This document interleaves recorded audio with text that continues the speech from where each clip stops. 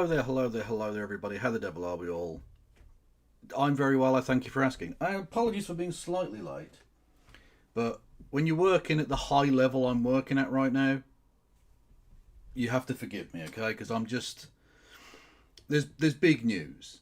There's big news both in terms of the Kev and this stream specifically, okay? Technological advancements, the likes of which humanity has not seen. Oh, as he drops his fucking headphones on the floor like a cunt. Technological changes, the likes of which the world has not seen since the moon landing. To be honest with you, that's how important it is. That's how important it is. Okay. Let's just turn that down slightly. You don't need that much fucking light in your face, you ugly bastard. Right. Thank you, Journeying Jordan, in chat as well, because we do indeed have a stream deck. At the moment, we've only got 4 things on it because I wanted to make sure it actually worked before like putting any real effort in. So we've got 4 noises basically. We got boiled like a baby otter. I didn't even press that. That wasn't that.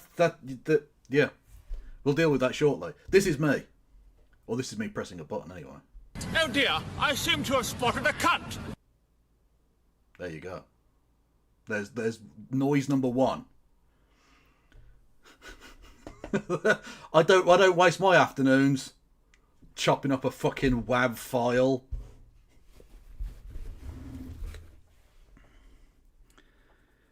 We also got this one. Very, very, very, very, very cringe. Very, very, very cringe. Never a truer word spoken.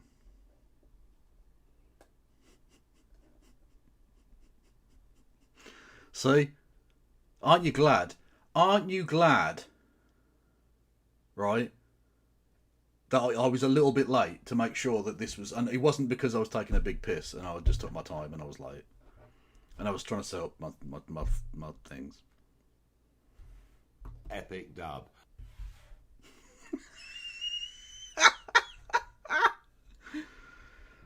And then the last one for now. I think these are all going to come in handy. I will need all of these things, okay? All of them are necessary. I will be using these willy-nilly throughout the stream. And I'll add more as we go along. If you've got suggestions for stupid shite that I should put on the soundboard, please do tell me. I'm more than happy to ignore those comments and then eventually get around to it in like 20 years or something, maybe. I don't fucking know. Death to the West. Anyway. Yes, how are we all, though, besides that, chat? Are we well? I do hope so.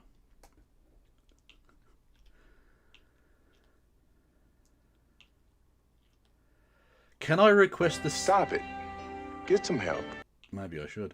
Can I request a sound? Oh, hang on. It fucking went off the screen. Bollocks. Can I request a sound? Can you get Trump asking where the UK is?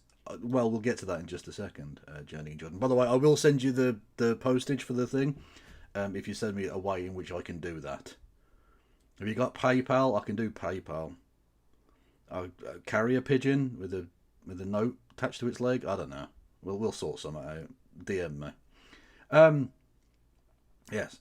Thank you, Sib Wolf, for resubscribing for 50 months. That is mental. Seek attention. Thank you, Late Night Boss, for 13 months of subscription with the Prime. Much love to you. Much fucking love. I don't know why I say it horribly like that. I do genuinely mean it. It's nice. Thank you, Katie Marshall, for 14 months on the YouTube. Much love to you. Hey, hello, Wales. How are you? Just finished watching the Caerphilly by-election. Yeah, I was going to watch that a bit later. Not necessarily on stream, because it's probably a little niche, a by-election debate, but it's interesting, if nothing else. I was only 90 minutes getting to the place I was supposed to be 2.5 hours. Yeah, trains are fun, especially privatised trains. Aren't they beautiful? Aren't they wonderful? Yeah. This is me seeking attention. How are the rats? But the rats in Birmingham, they're exceptional. Fucking massive. And everywhere. Kev, have you heard of Lysenkoism? It's mental. It is mental, you're quite right. Exactly, we have the best rats. Some people people are saying we have the best rats. Bigly, okay? Quite literally bigly. Anyway, yes. Chat. If you wanted to. You wouldn't want to be a... And to avoid that, you can avoid that in the following ways. You can become a member on the YouTube. No, is it that one? I'll do it the way around I usually do it. Right, you can hit the follow button here on Twitch. You can subscribe. You can subscribe with Amazon Prime. You can give subs to the community. Epic dub. You. I'm not. Oh, it's going to take a while for me to get bored of this. It's going to take a little while, and then when I get bored of it, I'll never use it again. I'm sure. You can. As if I needed more distractions to get through the fucking shilling. Oh no. Oh, this is going to take forever.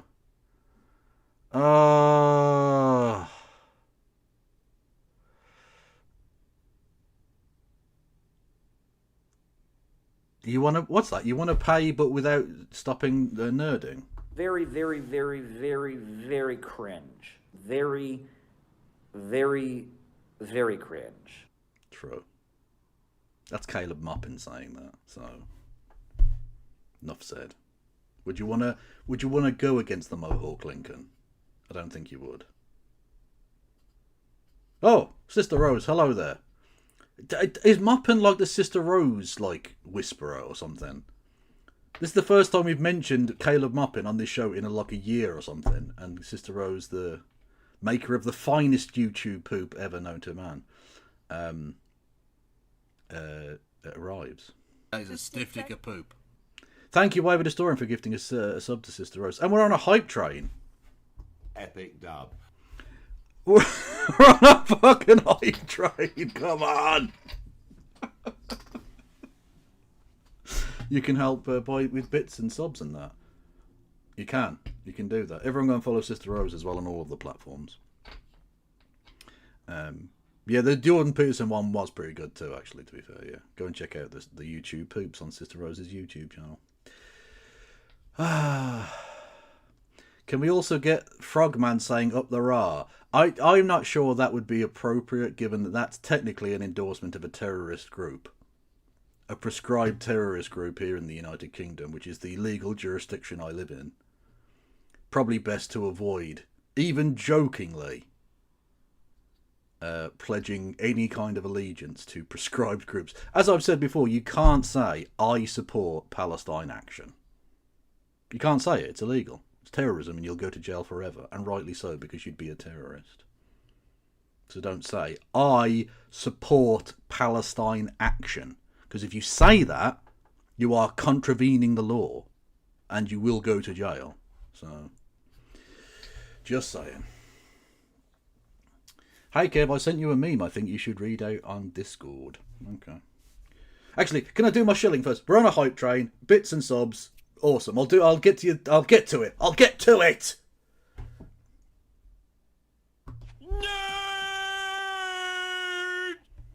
Anyway. You can. Wait, how far did I even get? I can't even remember. I can't even fucking remember. Anyway, you can become a subscriber and all that bollocks. You can do bits messages. 200 bits or more get you a text to speech. You can do super chats via the Streamlabs link below. $2 or more, they get you a text to speech. You can help me out on Patreon and PayPal. I've got Discord, which you can go and check out, which I'm about to go and check out because apparently I've been sent a very awesome meme to read out. What else was there? YouTube, Blue Sky, TikTok, Instagram, and Threads. If you're on YouTube, technological advancements, possibly.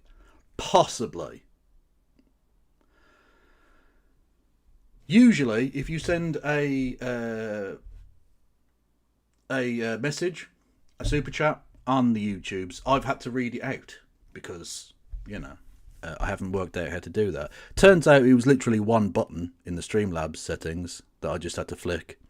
And apparently this will now apparently work, according to the thing. So if someone sends a super chat on YouTube, apparently it will now be text-to-speech.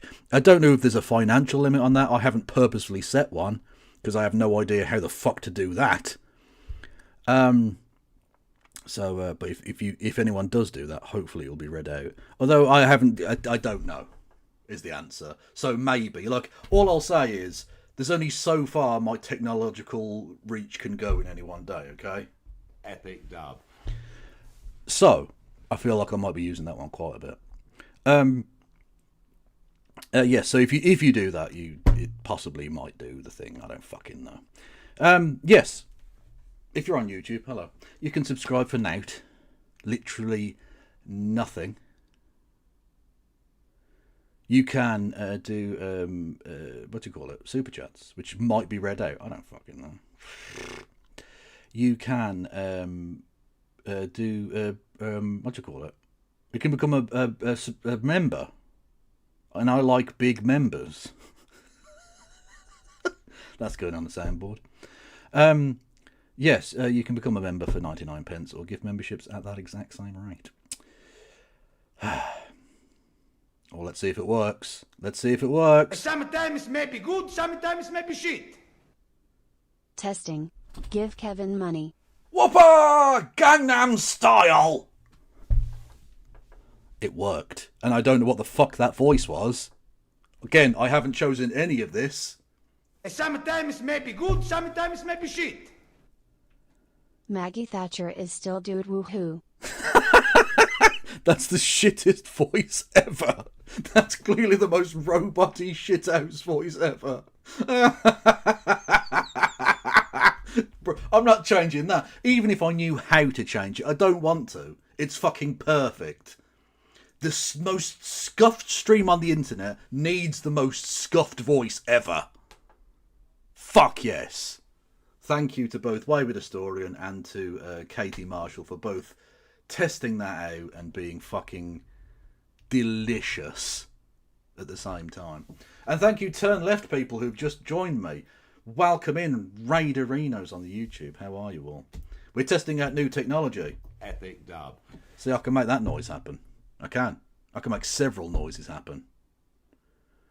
Sometimes it may be good, sometimes it may be shit. Okay, YouTube's gone mental. Soundboard request. Why wouldn't you like a slice of meat inside your naan? By Curtis. Okay, I'll have to track that down as a clip. I think, is it featured on the channel? I think it might be on the channel. So if it is, I'll try and remember to download it and then stick the...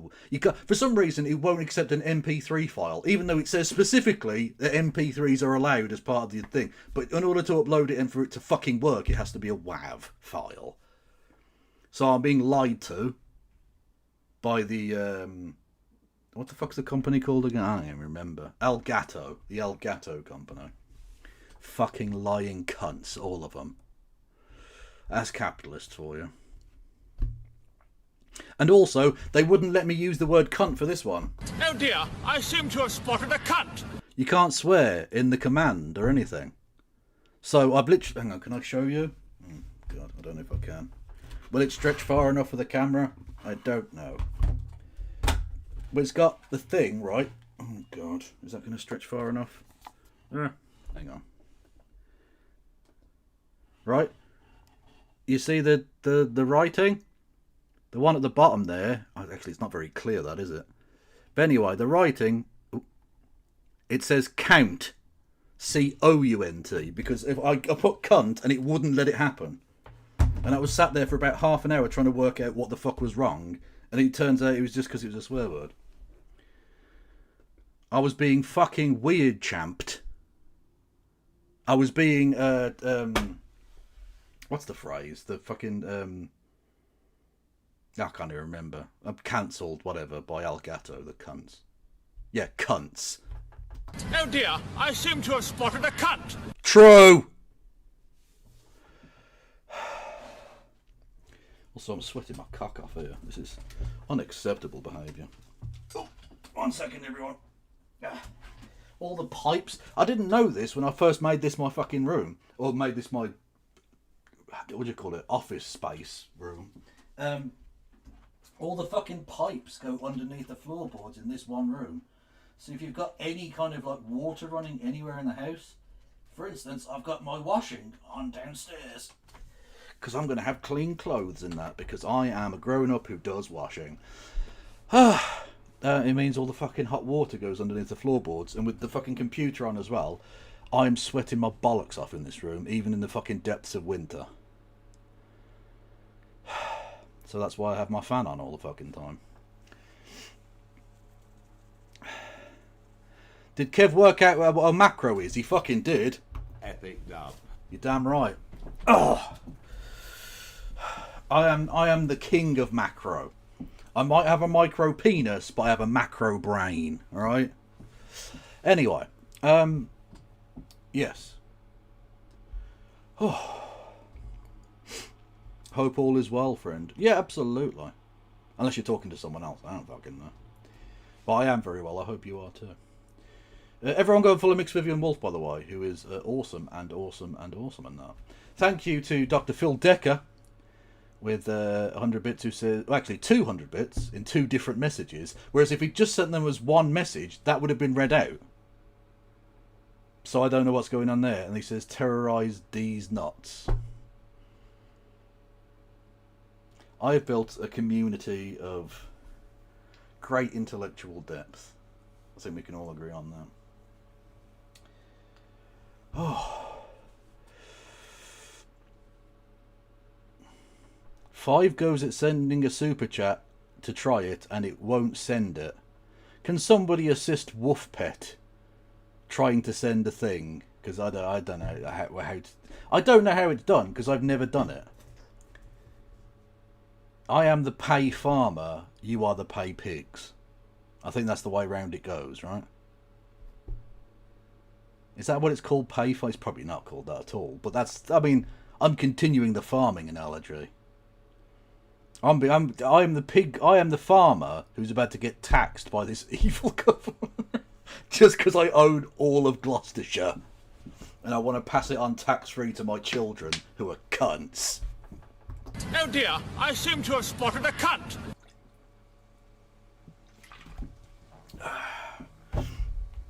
Anyway. Oh, sweet Jesus. Sometimes maybe good, sometimes maybe shit. Bigly head. Bigly head.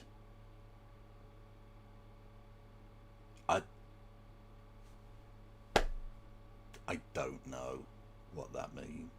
You have bedazzled me? Befuddled me. You have bejazzled me. The cunt reference, I don't know, it's from some TV show thing. The last time it was heard on this show was when, for a brief moment, I tried to allow my audience to interact with the stream.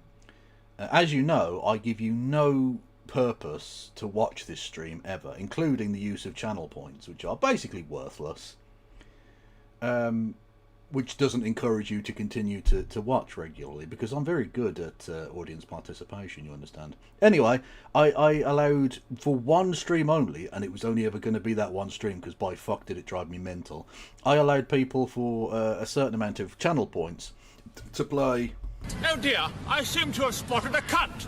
And even with a 10-minute delay, which I applied retroactively halfway through the stream, so many people had so many points backed up that it was just constant all the way through, and it drove me fucking mental. And I thought, well, that's the last time I try that. That's the last time I allow the audience to do anything.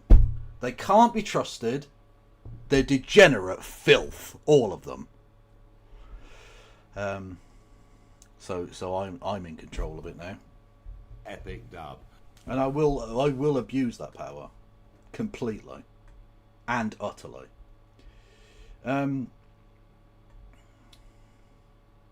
Anyway, thank you, Peter M. I don't know if you're Mr. Peter Bone, but you might be. I don't fucking know how these things work. Channel points are worthless on this channel. Well, you can highlight things, but I mean, I don't look at chat, so it doesn't matter. No, I'm only joking. I do look at chat. Unless I've got a guest, or like, if I'm playing a game, which is very rarely, but if I do, it's yeah. What's this? A day at the beach. Oh, is that what it's from? Oh, it's from a thing called A Day at the Beach. There you go. Yeah. So Kev can trigger sounds at will now. I've only got 4 at the moment, but yes, I can. Anyway, I will actually be turning the alert box. Sometimes maybe good, sometimes maybe shit. 1 second. Oh, Jim, you are Alba / from Wales and Scotland less than 3. Yes.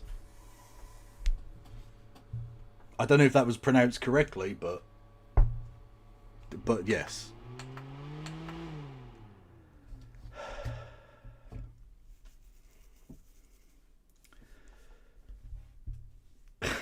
You're just going to highlight all of your messages now. Okay. Anyway, I'm now going to turn the alert box off for like 5 to 10 minutes because I've got like a little bit, which I might put up on YouTube if I remember, which I probably won't because Stiff dick of poop. You're not listening to me, are you, people? No, I'm not leaving it on because I want to try and make it vaguely understandable. Thank you, Agrica25 for gifting a community sub. Even though they themselves are not subbed, they have gifted a community sub, but don't want the stain of being subbed themselves. Which, I appreciate that, you know? That's fine. Epic dub. Right, turning the fucking alert box off. Right, we're going to do some content. In terms of what's on the docket, we've got some PMQs coming up and then maybe some slop at the end. But I've got a bit that I kind of want to do because it's just a sort of thought that occurred to me. So I'm going to sort of ramble my way through it and see if it does anything. I don't fucking know. Is America still in the World Cup? America qualifies automatically as one of the hosts. The host does not have to qualify for the World Cup. Or indeed, I believe I'm right in saying that they did change it back to the previous winners also don't have to. Or maybe I'm wrong there. I don't fucking know. But it used to be that the holders also didn't have to re-qualify, but whatever, it doesn't matter. But Israel are mathematically out now. Although, annoyingly, there were fewer incidents in the Italy game. Although about 10,000 anti-fascists did gather in Udine, the city, to have a pop because Israel were in town. But nothing really happened in the stadium. Italy won 3-0, nice and easy. Israel now mathematically can't qualify. So. Although I'm sure they will try and take the place of another country on the basis that 3,000 years ago they were guaranteed a place at the World Cup. And then about 120 years ago, a British politician who's been dead a long time wrote a letter saying that they deserved a place at the World Cup, and we're supposed to take that seriously in 2025, so they're probably going to be at the World Cup. In a house that looks suspiciously like Cabo Verde. Who, by the way, congratulations to them. First time they've ever qualified.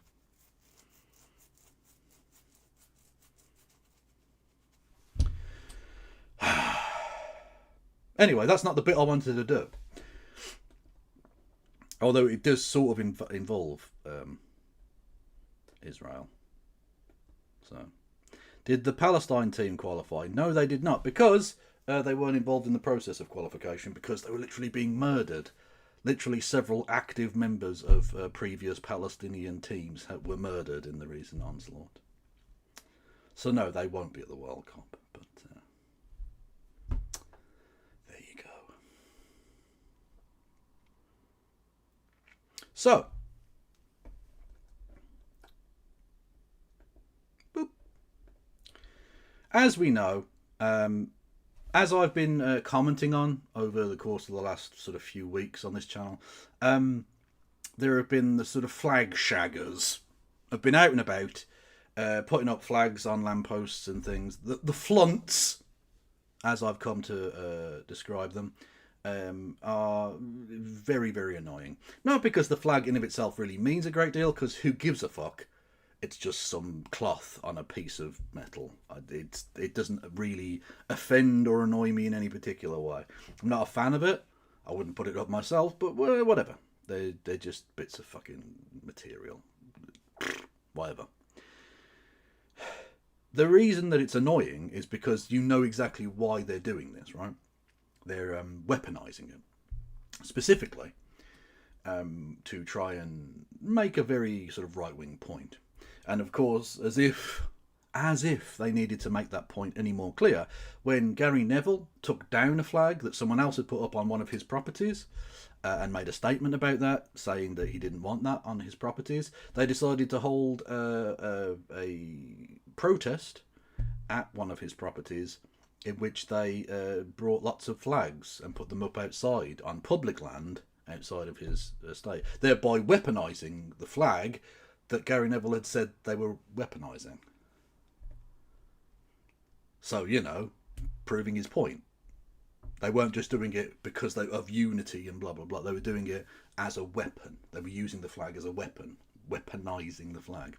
Anyway. That's neither here nor there. This is not about Gary Neville. This is about poetic symbolism. And not just about flags necessarily either. Because I bring to you, I think, the perfect distillation of what Britain is and what this flaunt movement is about, or is doing. In one image. This image.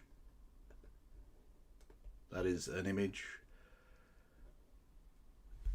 that one of these people have done, because in addition to the flags, they have been painting things very poorly. Sometimes the Danish flag on a roundabout, because they don't know which way the colours are supposed to go, because they're so fantastically patriotic, you understand. But this, for me, sums up perfectly the state of Britain. It is an unbelievably shoddily painted kind of Union Jack, done in the most sloppy way possible, on a poorly maintained bin full of dog shit. For those who don't know, maybe you're from a different part of the world where these sorts of things are done differently. That is a bin that you put dog poo in, specifically. You pick up the dog poo so it's not just out in the open, and you put it in the bin. Yeah. So, quite literally, the flag painted poorly, trying to cover up a festering pile of dog poo. Because that's what it is. You're putting the flag of the nation up all around the place, as if this is a nation of which we all should be proud, when it isn't. It's a pile of shit. Not that it has to be a pile of shit, not that all of the people in it are shit, but that it has been made to be shit. Partly by people like the Flunts, of course, but more directly by politicians who have turned it into a pile of shit. Quite literally, in the sense that the rivers and beaches and stuff that we have in this country are now literally covered in piss and shit. And you're supposed to be proud of this. This is a nation of which you are proud. So proud, in fact, that you will put the flags up everywhere to show how proud you are of the pile of shit. It's so on the nose, it defies even its own poetic symbolism. It is its own statement of satire. Completely unintentional. Amazing. Another very different sphere of politics, but yet another fantastic example of reality showing itself in a poetic way, completely unintentionally. I take you to the events of a couple of days ago in Egypt, of all places. There you see the Prime Minister of the United Kingdom, Sir Keir Starmer, KC, on the right, naturally. And this weird fucking orange cunt here on the left. I don't know who he is, but anyway. Apparently he's the dictator of the former United States of America. Okay. Anyway, this guy shaking hands. Keir Starmer says, "President Trump, this is your achievement. I thank you for your tireless efforts to deliver this moment. The UK stands ready to support the full implementation of the peace plan. That being the peace plan for Palestine/Israel. And the thing is, Keir, dick riding is not an appropriate form of transportation, Prime Minister. Really, you should have taken a plane, I think. But no, you've decided to use him like some sort of sexual space hopper instead, which, you know, is entirely your business, I suppose. But why did he use the still image and not the video of this particular encounter? I wonder, chat. I wonder why he used a still photograph of this particular moment and not possibly the most embarrassing thing I've ever seen in my entire fucking life. United Kingdom. Where's United Kingdom? Where's our friend? Where? Come here. Is everything going good? Very good. That's very nice. Like he's going to talk or something. These people all came in like 20-minute notice, and I think it's fantastic. And we have so many others, and just so many others. Oh no, make it fucking end.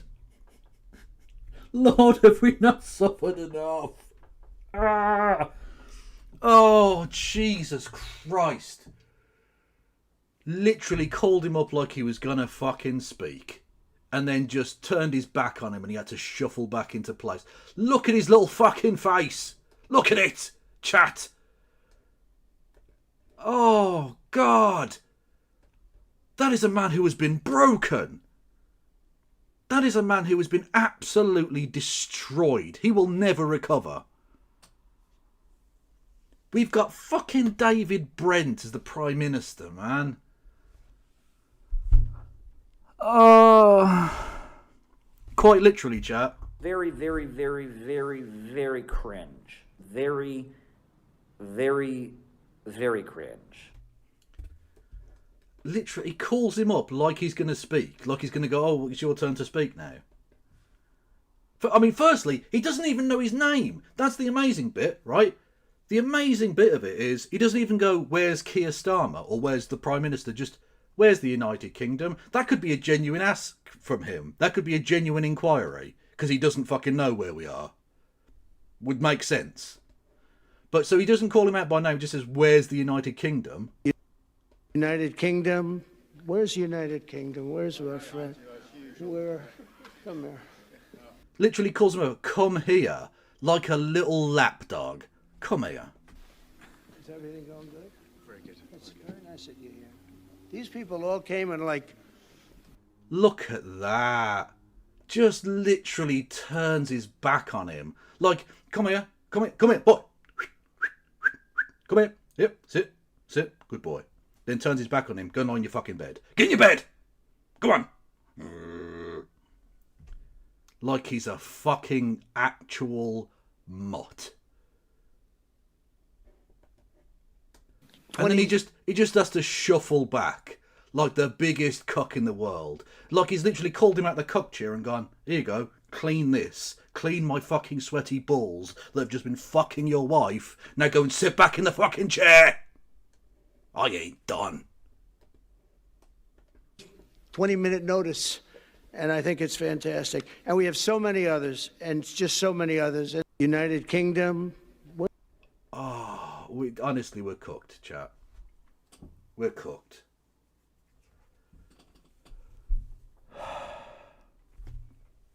If anything sums up more perfectly the special relationship than that interaction, I don't know what does. Literally, just like I bent over backwards for this man. I literally scrabbled at his feet to pick up papers in front of the entire world. He doesn't know my name. He calls me up, pats me on the head, and then fucks me off back into the corner. Oh, God. I don't know there are enough Ukrainian rent boys in the world to ever truly get over this for him, you know? Who can tell? He literally gave him a full state visit. He gave him a full state visit and everything. And he doesn't even treat him like a human. Good dog, now fuck off.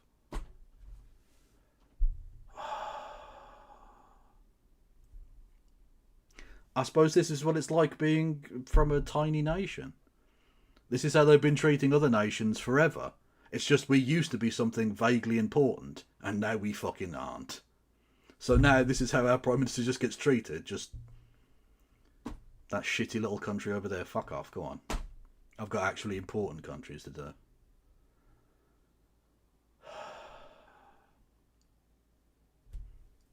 Which brings us back to this. Because we are a poorly painted flag on a bin full of dog shit. I don't know what else to say.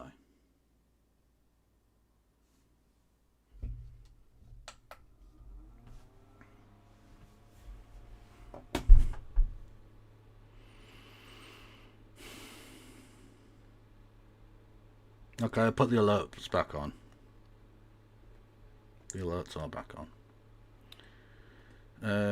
Yes. Did we have any noises whilst I was away? I don't think so. Anyway, how are we, chat? I think I'll clip that and put it on YouTube. I think that was good. I think that worked. Anyway, PMQs. Fuck yes, let's go. Prime Minister's mother flipping questions. Where the mother of all parliaments debates fuck all.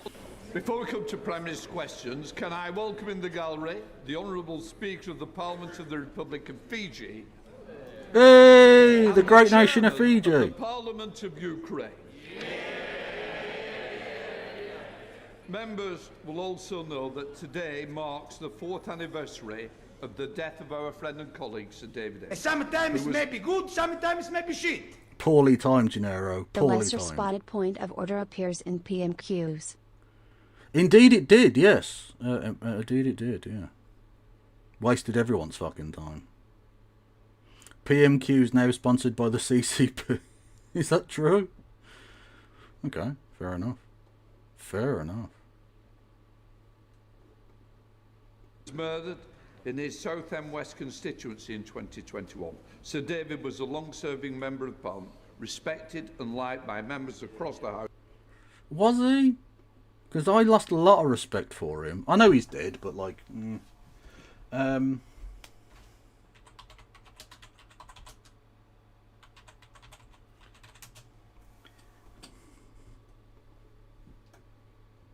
Part 2, Cake gets political. David Amis is MP for Basildon. How did you become aware of this then? Tourists. He is also shocked. Good God.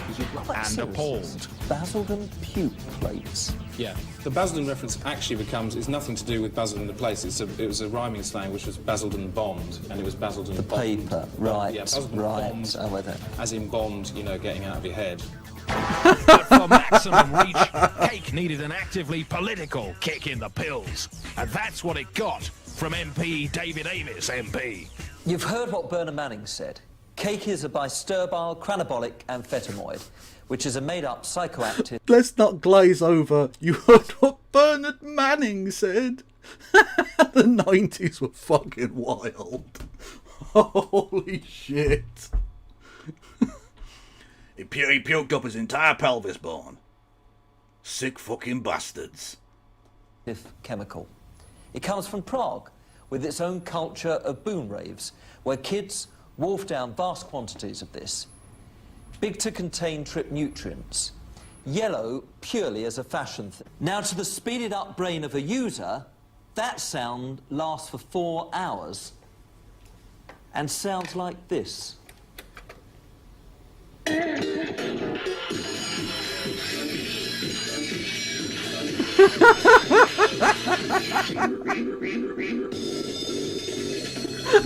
Just sits there like this is totally normal. It affects the part of the brain called Shatner's bassoon.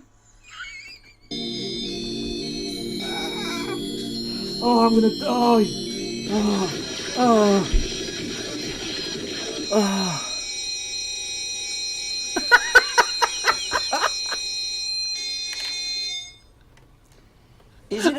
wonder users frequently complain of monumental deportation. Please, help us at fact. And bond. Remember, cake is a made-up drug and has many disguises. Following the complaint about this programme to the ITC in 1997, David Amos MP wishes to make clear that he strongly disapproves of the use of recreational and addictive drugs. Oh, fucking hell. Oh, my head hurts. Oh, I laughed too hard. I remembered Shatner's bassoon and I laughed too hard. Oh. Are you the Boz? Are you getting up on the Jessup? Oh, honestly, I watched that DVD too much, man. It was like the first adult program I ever had as like a kid on DVD in 2001 or whatever. And yeah, I used to be able to quote entire passages of the fucking thing. Anyway, right, David Amos was a knobhead. He didn't deserve to get stabbed up, but like, he was a knobhead. Dedicated to his constituency, we remember him fondly. We come to Browser's questions. Tom Rutland. Question number 1, Mr. Speaker. Prime Minister. Thank you, Mr. Speaker. As you've just said, today marks 4 years since the horrific murder of Sir David Amos. True, but it marks only the 2-day anniversary of this brutal violation. That right there is a man who just got fingered very hard, like a bit more than he wanted, really, a little bit more. It was, it's a bit uncomfortable sitting down now, you know. David was much loved across the House, kind and generous, and I know it was a huge loss to many members opposite. May he rest in peace. As we remember Sir David and our friend Joe Cox, of course, I want to take this opportunity to condemn unequivocally the death threats made against the honourable member for Clacton. I know the House will welcome the justice that has been done. Going to mention the violent talk that he's used in his speeches? No? Okay, cool. Whatever our disagreements, we are all parliamentarians, and I won't stand for violence. And you can remember that you said that when he put you in one of his camps, you dopey bastard. Violence or threats against our democracy. Very, very, very, very, very cringe. Very, very, very cringe. Mr. Speaker, on that point, may I update the House on the China spy case? I'm deeply disappointed by the outcome. We wanted to see prosecutions. Mr. Speaker, I know just how seriously, rightly, that you take these matters. National security will always be the first priority of this government, and we will always defend against espionage. In recent weeks, there have been baseless accusations put about by the party opposite. Let me set out the facts. The relevant period was when these offences took place. That was under the Conservative government between the years of 2021 and 2023. This period was bookended by the integrated review of 2021, the beginning of the period, and the refresh of... He loves doing this. He loves, rather than just saying, yeah, we did some fucked up shit, right? Or like, we messed around and this, whatever, fucking bullshit. He loves just becoming like a fucking technocrat. He loves it. You can tell why he likes Blair. He loves just going, oh, the relevant period from such and such and such and such. Okay, but did your dude, like, fuck around with it and get this case dropped because China wanted it dropped? And you're a bitch to China? Because you're a bitch to everyone else, so, like, what difference does it make, you know? Oh, fat hippo. Who doesn't love a big fat baby hippo? Oh, fuck yes, mate. Go on.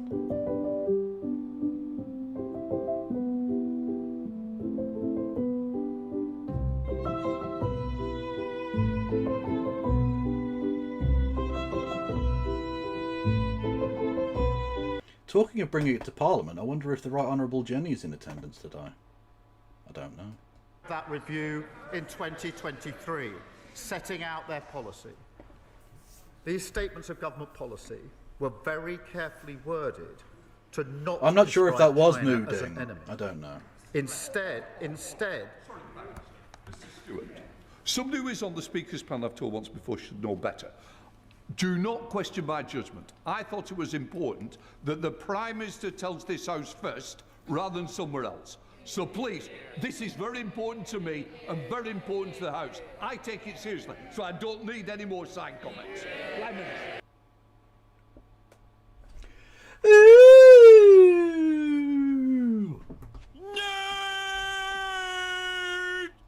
It's already paying off.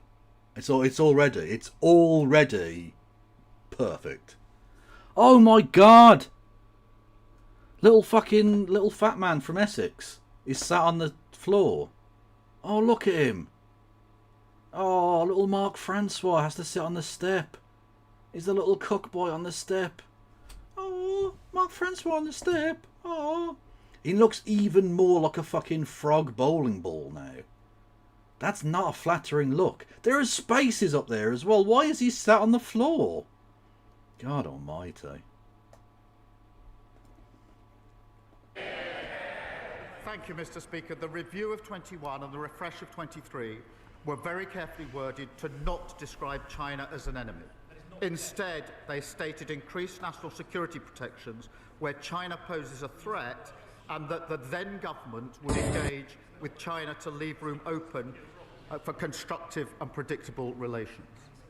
The Deputy National Security Advisor, Matt Collins, set out the then government's position in a substantive witness statement in 2023, which was subsequently supplemented by 2 further short statements.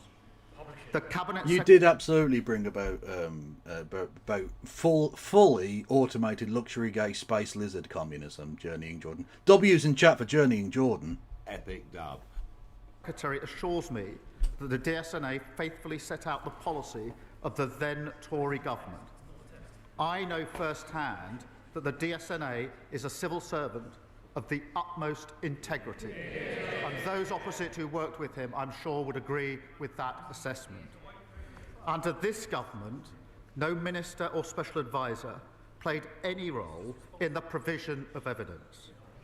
I can't say what the position was of the previous government in relation to the involvement of ministers or special advisors. If the Leader of the Opposition knows the answer to that question, and I suspect that she does, I invite her to update the House. Last night, the Crown Prosecution Service clarified that, in their view, the decision whether to publish the witness statements of the DSNA... Oh, God, you're a briefcaser. Jesus fucking Christ. Just, come on, mate. Hurry the fuck up a bit. You make me want to... Roblox. ...is for the government. Oh. I considered this question this morning. And after legal advice, I have decided to publish the witness statements. Given the information contained, we will conduct a short process, but I want to make clear I intend to publish the witness statements in full. Let me say this. To be clear, had the Conservatives been quicker in updating our legislation, a review that started in... Also, why is this being done in Prime Minister's questions? This is not a question. This is a very, very long statement. If the Prime Minister wishes to make a statement to the House, he can absolutely do so. I don't think any parliamentarian would have an issue with the Prime Minister spending more time in Parliament, considering he's virtually never there, because they never are. Because, again, the executive thinks it runs the fucking place without any say-so from Parliament whatsoever, because they don't fundamentally understand how it's supposed to fucking work. Anyway. Yeah, this is taking up time that's supposed to be asked, you know, from questions from members of Parliament. He already hears so little from his backbenchers, and this is just taking up even more of a thing, you know. I was unaware of the emote. Yeah, it's the... He was woozy. Well, to be fair, he had just come back from being fisted by Trump on the world stage, so, you know. 2015, these individuals could have been prosecuted, and we would not be where we are without. I'm happy to answer any questions on this. Mr. Speaker, this morning I had meetings with ministerial colleagues and others. In addition to my duties in this House, I shall have further such meetings later today. Thank you, Mr. Speaker. Last week I visited Reina, a world-leading provider of cataract solutions Oh, not Pepe Reina, the former Liverpool goalkeeper. Okay. based in Worthing, a winner of this year's King's Award for Enterprise Innovation and a fantastic employer of local apprentices. So can I welcome the government's ambition to get 2/3 of our young people into an apprenticeship, further education or university, and ask the Prime Minister... Is there an ounce of Riz in any of these cunts? Sorry, hang on.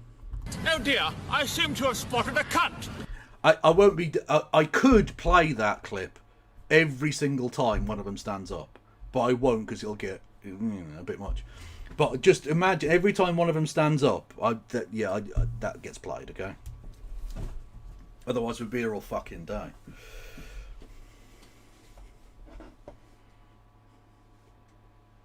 Minister what he will do to ensure that every young person in East Worthing and Shoreham has the skills they need to thrive.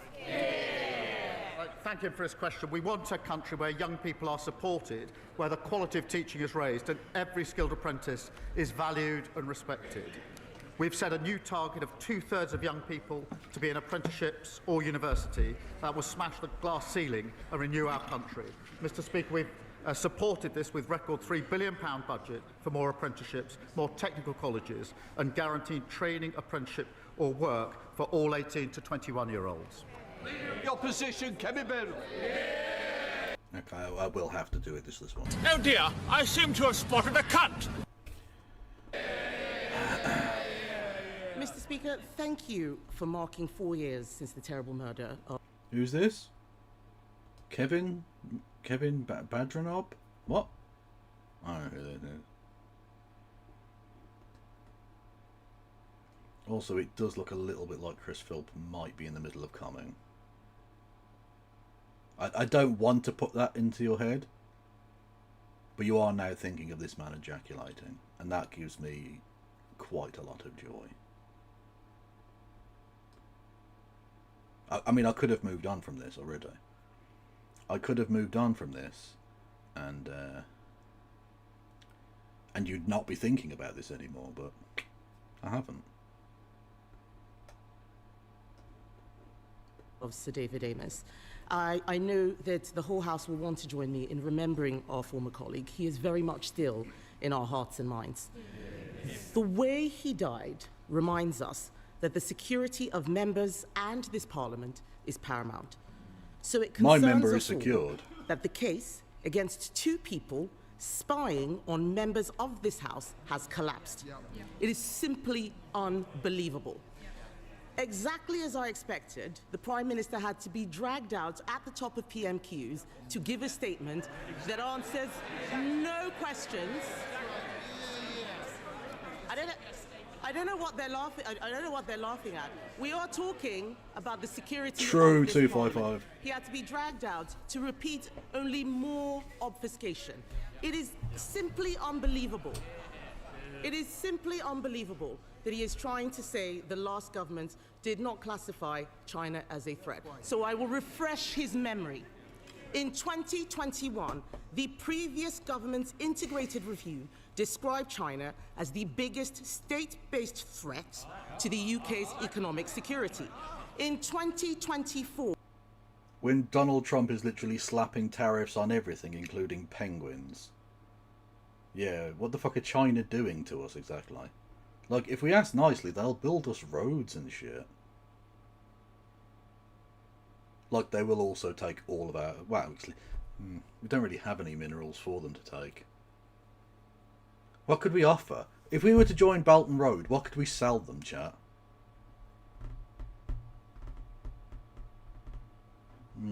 We do have fish and chips. But they have arguably nicer food.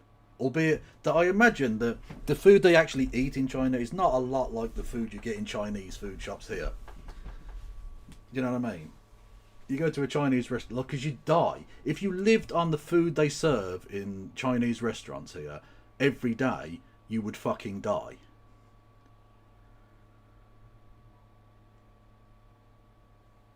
A bin full of shit covered in a flag. We could give them that. That is true. The seaports, yeah, I guess. Chicken tikka masala. Oh yeah, the same is true for Indian restaurants. Yeah, there's no way Indians live like that. Because you'd be dead. The cholesterol would fucking destroy you. You can't live on ghee. It isn't. It's just not practical. The Minister for Security said from that dispatch box that China poses a threat. But let's leave aside the government. In 2022, the Director General of MI5 in November classified China as a threat in his remarks. How is it possible that the government failed to provide the evidence that the CPS needed to prosecute? The substantive evidence was provided in 2023 by the previous government. Oh, it's so briefcase. I am going to disclose it. They will all be able to read it. The substantive evidence was written and disclosed and submitted in 2023 under the last government. I noticed she didn't indicate whether ministers were involved in that at the time. Mr. Speaker, she questions what's in the review, the refreshed review in 2021 and 2023. Let me be clear. The then Foreign Secretary, sitting I think over here, the Honourable Member for Braintree, 1 month after the arrest, so absolutely the relevant time, gave a speech at Mansion House. It was called Our Position on China, setting out the government's policy. He said in that speech, summing up China as a threat in one word would be, his words, impossible, impractical, and most importantly, unwise. Foreign Secretary, Mr. Speaker, it wasn't just him. Mr. Speaker, the leader of the opposition was business secretary at the time. In September 23, the leader of the opposition said, her words, September 23, the relevant year, her words, we should certainly not be describing China as a foe. I don't think it helps to do so. Like, they make everything we need and want and can afford. Why are you trying to why do this game of like small dick measuring? Because this is the smallest fucking PP energy ever, right? Of, oh, we've been way shitter to China for some fucking reason. Why? Why would you want them to fucking hate us? You know they're way richer than we are, right? Like, we're not in a position to force them to buy our fucking opium anymore. Realise which way round that power dynamic works, lad, and fucking act accordingly. Jesus Christ. Look, maybe this is it. Maybe this is having been completely emasculated, having literally had his testicles and penis extracted by Trump on that stage. He now has to fluff himself up and feel big by having a dig at China for no real reason. It's not necessary, but he just has to make himself feel better. I don't know. Can we buy their... No, we can't afford the opium anymore. Sometimes may be good, sometimes may be shit.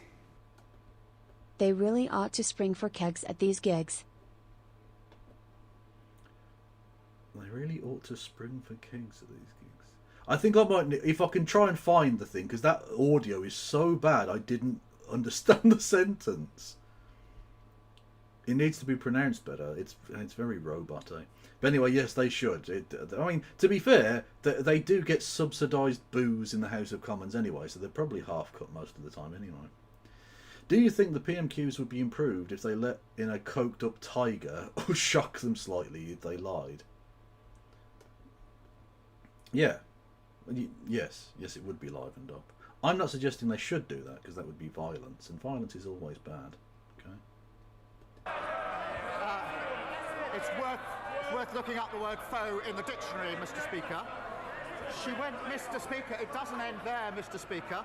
In September 2024, the leader of the opposition said this, I quote, I have shied away from calling China a threat. And? She is playing politics with national security. Well, it is politics. The Prime Minister can read the beginning of a quote. Let me finish that quote. At the end of that quote that he just read out, I did describe China as a threat. But this whataboutery that he is doing neglects the fact that those spies were charged under a Conservative government. They were let off under Labour. He has not answered any questions. On Monday, Mr. Speaker, on Monday. Just got a text back from Graham Hughes. Oh yeah, I should point out. I saw that Curtis from Turning Point Left. I can't stop calling them that.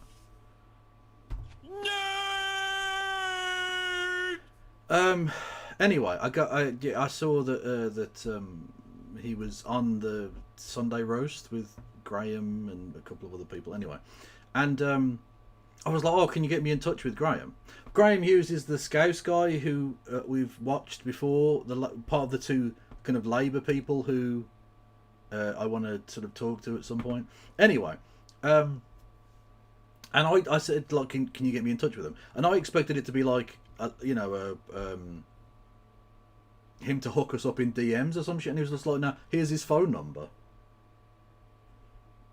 So I now have his phone number.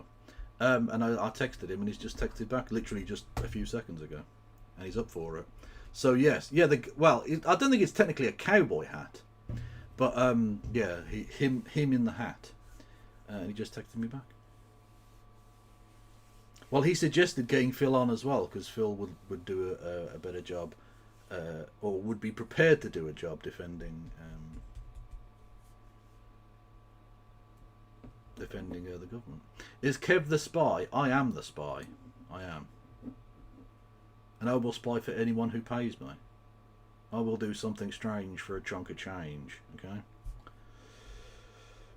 Debate Phil in the bar. Well, I was going to do right. Okay.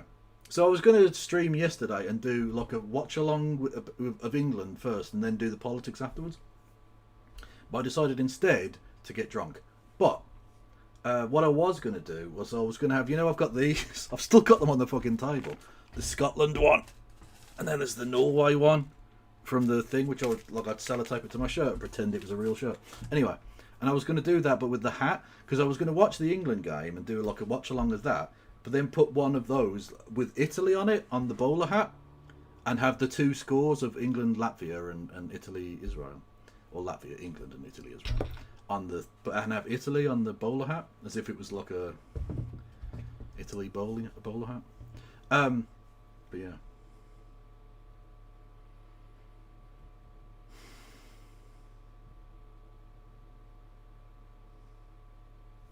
Yeah, I will wear the bowler hat for money, so if you want to do that, bits and subs and all that shit. But tell me specifically to put the hat on. Or a chunk of Jaffa cake. Oh yeah, I did. I posted in the Discord earlier about that. Yeah, no, I absolutely fucking demolished a whole packet of Jaffa cakes today. And I regret nothing. Absolutely nothing. I was watching the highlights of the European qualifier for the World Cup. And I mean, it literally fucking devastated a packet of Jaffa cakes with a cup of tea. And honestly, I've never felt more English. It was very much my flag on a bin full of dog shit moment,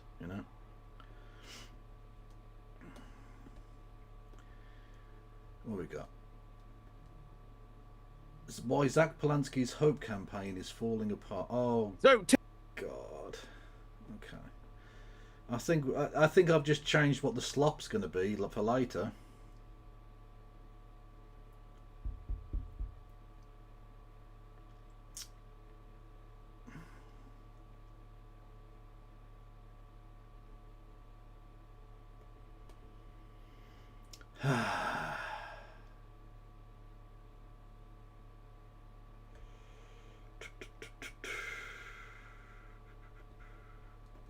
I might get quite angry.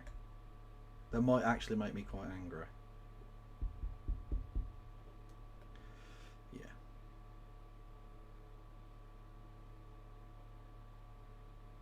Anyway, Yeah, yeah. I mean, I'll just say there are over 105,000 members now, and closing in very strongly on the Tories. At the rate that they're currently growing, they will have overtaken the Tories by the end of the month. Just saying. You know. But anyway, we will see this creature in just a moment. After we watch another half an hour of them debating who filed what evidence in a fucking court case about China or some shit for the millionth fucking briefcase fueled jizzgasm ever. What the fuck did that sentence mean? The security minister repeatedly told the House that ministers did not take decisions, that it was the deputy national security advisor who had full freedom. Is the government seriously saying that only one man, the deputy national security advisor, had anything to do with this failure? Is he seriously saying that the deputy did not discuss with the national security advisor? Well, Boiled like a baby otter. He shot the sheriff, but he did not shoot the deputy. Why did that pop into my head? Oh no. Oh no. See, I can use it to burn myself as well. It's all good. Thank you, Carl Brown, for gifting a sub to Max. Where's his hat? Well, I know where my hat is. Not on my head, because no one has paid me to put it on my head. But it's always time to change. How is this helping people live and pay bills? It isn't. This entire bit is like so fucking Westminster coded. It's so inside, you know, in the Westminster fucking wheelhouse. They don't give a fuck. No one cares about this. Now, it's still wrong. Look, if you know, what happened was that the security advisor guy literally told them to, like, essentially nix the fucking prosecution. That's bad, and he should be fired, and Starmer should probably resign. But it's not going to happen, and ultimately, no one gives a fuck. You know, make sure the guests can hear the soundboard. How the fuck do I do that?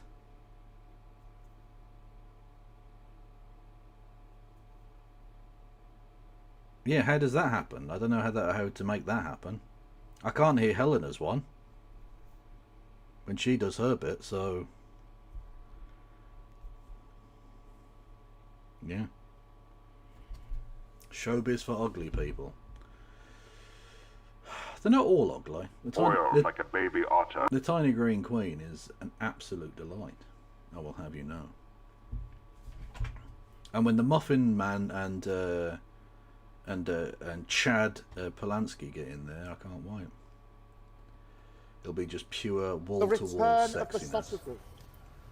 Here's a packet of Jaffa cakes at Sainsbury's along with Bezos cut. Kitty bonk.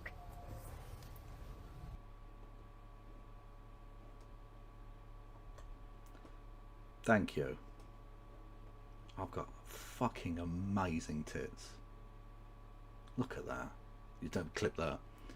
Absolutely. I mean, those are some fucking honkers. Let's go.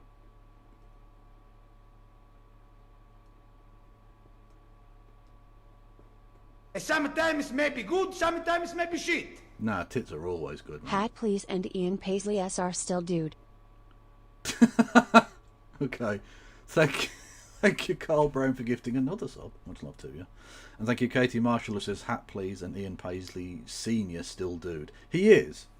Very much Sodomy 1, Ian Paisley Senior 0. Let's go. What is the context for this poster? Earlier I said I was a spy or something. I don't fucking know. But either way, massive tits. Let's go. Honestly, I tell you what it was. It was the hypno boob therapy I got from Zach Polanski. That's what did that. Not discuss with the Home Secretary or with anyone in Downing Street. Is the Prime Minister seriously saying that? Yes. Oh, for fuck's sake. Mr. Speaker, let me explain why. Firstly, The case was charged under the last government according to the evidence submitted under the last government, which set out their policy decision. What was on issue in the trial is not the position of the current government, the position of the last government. And they carefully avoided describing China as an enemy because that was their policy at the time. Mr. Speaker, so far as the position under this government is concerned, no minister or special advisor was involved, and I will double-check this because I've had it. I will double-check this. So, Mr. Speaker, this is important. After the charging decision, the prosecution were very careful about who would then see the witness evidence. I will double-check, Mr. Speaker, exactly what instruction was taken. But my no minister was involved.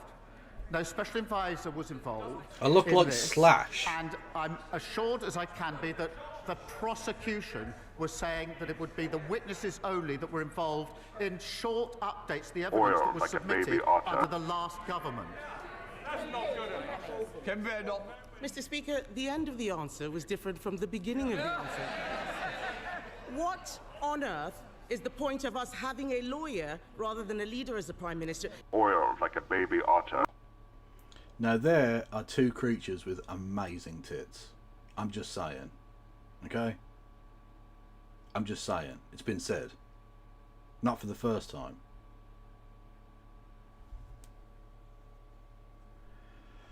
Exactly, I got my tits from Zach Polanski and not from a sedentary lifestyle. Thank you. I nearly said gay boat, Aaron. Sometimes maybe good, sometimes maybe shit. I nearly said gay boat, Trying Aaron. again. Crossed fingers emoji. Anyway, but it's Goat Boy Aaron. Thank you with the five giftarinos on the YouTube. Hey, Wolfpet, you did it!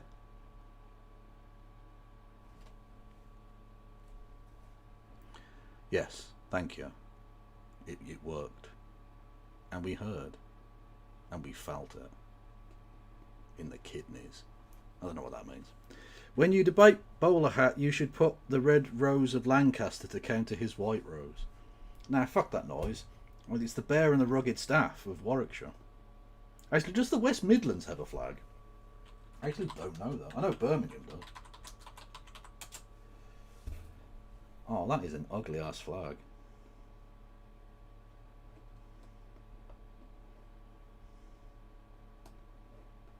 That's an ugly flag.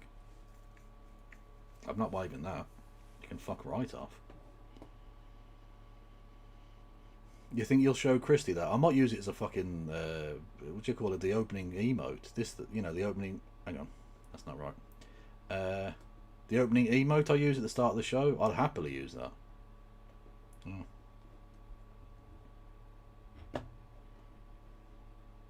If he can't even get the law right on a matter of national security, he keeps going to the CPS. The flag of Birmingham is actually quite cool. It's sort of heraldic and like it's got like four quarters. Sometimes maybe good, sometimes maybe shit. HRT Fund. Get some big naturals. I've already got big naturals. How dare you, sir? There we go. It's that one. Boom.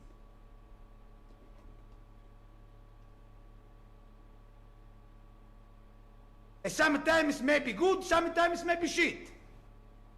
Viva la Cantabrigada. Now pass around the pledge that made them fight. Adelante is the cry around the hillside. Let us all remember them tonight. Do you reckon I'd get fucking copyright cooked? On Christy Moore? Surely not on Christy Moore. Look, I mean, it is. I imagine it is. Like, what do you call it? What's the word I'm looking for? Copyrighted and all that. But like, I don't know. There is a lot going on in that flag. That is true. But it's colourful. That's fine. The CPS have said that they are satisfied that they were right to charge in August 2024. The Sunday Times reported that Jonathan Powell, the Prime Minister's national security advisor... Right there. This is so fucking dull. Honestly, I might have to cut off my own fucking leg. Thank you, Wayward Historian, with a packet of Jaffas. Let's go. Thank you to... What happened? A noise happened. Thank you, Journey and Jordan, who... Look, I don't need HRT. I've already got some of the most sizable man titties this side of the equator. I don't know why I'm bragging on Southern Hemisphere fat people. Whatever, it's all good. And thank you to Katie with the...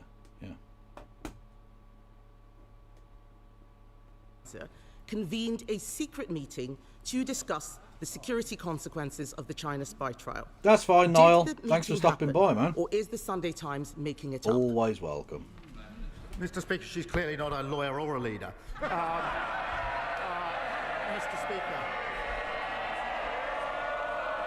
Oh God! I mean, it's not a bad line, but look, I want you to look at. He was hidden by me, so when he gets up and does that thing, right? Look at fucking David Lammy's reaction. Mr. Speaker, she's clearly not a lawyer or a leader. Mr. Speaker. It's not that funny, right? The problem for her is I do actually understand the law. I know what... It wasn't that funny. Like, you were literally bent over like a ho ho ho ho ho ho.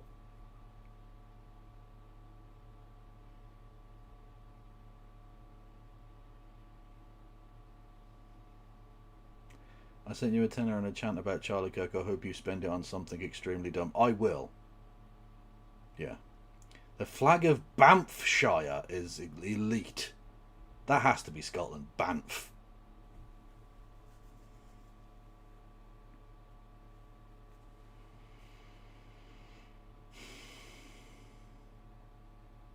Oh, that's so Sue Seamstress Dragon. He's not a leader. He's a badly graffitied dog shit bin. True. What's got to be proven. I've also looked at the evidence. Was put in under the last government in relation to this case. There was a meeting in September. That did not involve the National Security Advisor discussing the evidence in any way, nor, Mr. Speaker, one further piece of evidence. The final statement in this case was submitted in August 2025. There was no further submission of evidence, one way or the other, after any discussion in September. This is a red herring, a completely scurrilous allegation made by the Leader of the Opposition. Mr. Speaker, the Prime Minister has now twice directly contradicted the words of his Security Minister. They can... This, honestly, does she think this is going to keep her as the Leader of the Opposition? For reals? Because, like, she's got 2 weeks. Well, 3 weeks, let's say, to turn this around. On November the 3rd, she can be ousted. Who is she? I have no idea. Kevin, some or other, I don't fucking know. And yes, I am purposely misgendering her because she's a transphobe and they deserve it. Fuck them, cunts. Although, did you see the Labour Party? I mean, they're just fully turfoid now. They're just fully oh, God. I did have to respond because it was a Birmingham MP and they annoy me. Where are we? I did have to respond. Where are we? Here we go. Preet Kaur Gill, who's the MP for Edgbaston in Birmingham, who's disgusted, chat, that the government's treatment of trans people in the UK could breach the European Convention on Human Rights. So they're just fully turfoid. Fully turfoid.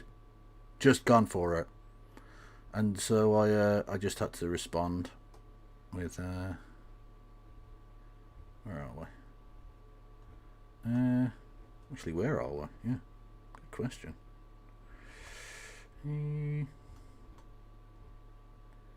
There we go.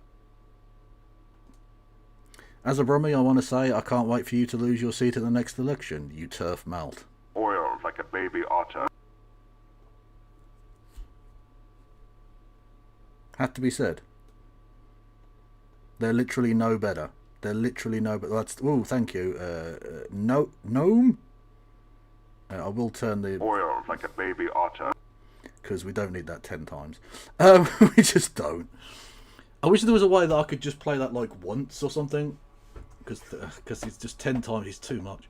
Thank you to David O'Keefe for 5 months on the YouTube, and thank you to Gnome Finnegan, who gifted 10 on the YouTube. Much love to you. Honestly, I will suck all of your cocks. I don't know how many cocks you have, but however many it is. My mother turned my cat into an Indian bride. You have my attention. I need to put a nose ringy for her. Where's the nose ringy? Ooh. I'm gonna put this one for you. Doli saja ke rakhna, chori chila ke chetna. Hey, Rory Cats would have fucking eaten me. Oh, speaking of which, oh god, it made me sad and it warmed my heart at the same time. And I had to give it a little repost. That from 10 years ago today, I posted this image on the YouTube, on the evil Facebook site. Hang on 1 minute. Look at that, my boy.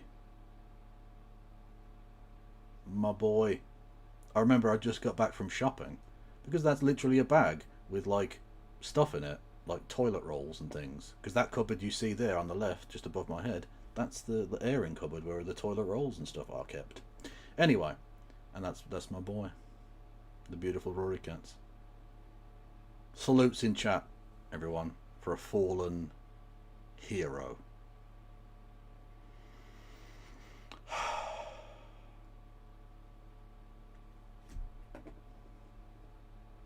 He always knew how to brighten my day, mainly by headbutting me, to be honest, but, you know.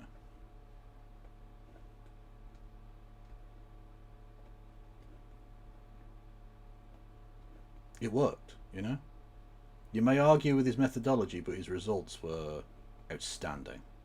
One of the greatest mental health professionals of his era. Not both be right. The chair of the Foreign Affairs Committee couldn't get any answers from the security minister. The CPS said that they were satisfied that the decision to charge the case in April 2024, not August, in April 2024, was correct on the basis of where the law stood at that time. This is a matter of fact. It is not a matter of what the previous government had thought. It is not a matter of it not meeting a legal... Oh, that's beautiful, hip-hop guinea pig. Just remember all the good times. That's what I remember with Rory Cats. Remember all the good times. God, we watched so much sport together. Well, I say that. I watched sport. He mainly slept. But he was there, you know. Test, it did. Something must have changed when the charges were brought and when the case... Although nothing will ever beat when we were watching the snooker and he decided to chase the balls around the screen. And then when one of the balls went into the pocket, he started looking behind the TV to see where the ball had gone. He was not one of God's most intellectual of creatures. He was curious, to be sure, but he was dumb as fuck. The charges were brought under us, the case collapsed under them. Can the Prime Minister tell us what changed and what collapsed the case? Yeah, strike. Oh, my Wayward Historian is the fucking absolute tits. And I mean that entirely as a compliment. Literally, still got the fucking stray cat rescue team West Midlands in honour of Rory Cats there. Boom. Give generously. Speaking of which, kind of, the Honourable Jenny is in attendance. If you look on the floor there is a kind of blonde blob on the floor in the centre of the picture. Sort of, no, wrong way. Just over there. Boop. No. There. That is the dog. Honourable Jenny in attendance, everyone. Salutes. Salutes in chat, mother flippers. Come on now. The only honourable member of that chamber, in all honesty.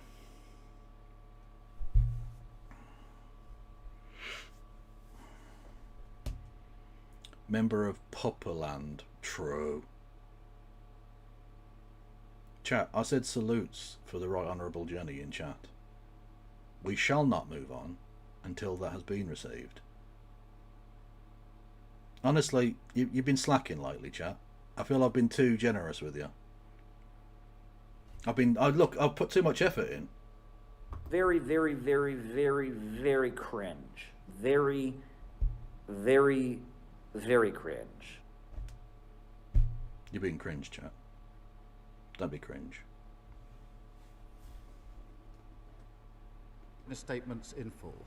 The whole House will then see exactly what was set out Alert box back in on. 2023 in the substantive witness statement and exactly what was set out in the 2 supplementary witness statements, and she will then realise what she's just said is entirely baseless. Mr. Speaker, the CPS has said in the... Oh yeah, sorry Vogel, I accidentally deleted your gay lol comment in the Discord, which I thought was actually really funny as a comment. They put like a really nice comment about like you only stream if you feel like you can. It's not, you know, you don't have to, or blah blah blah, and then just put in tiny little letters underneath, brackets, gay lol, close brackets. And I accidentally and then when I went to like advertise this stream to the Discord, which you should all go and check out the Discord, by the way. I put at everyone and then pressed enter for some fucking reason because I'm a div. Anyway, and so I went to try and delete that and I accidentally deleted your comment and then had to delete my one, and I was just like, oh fuck's sake.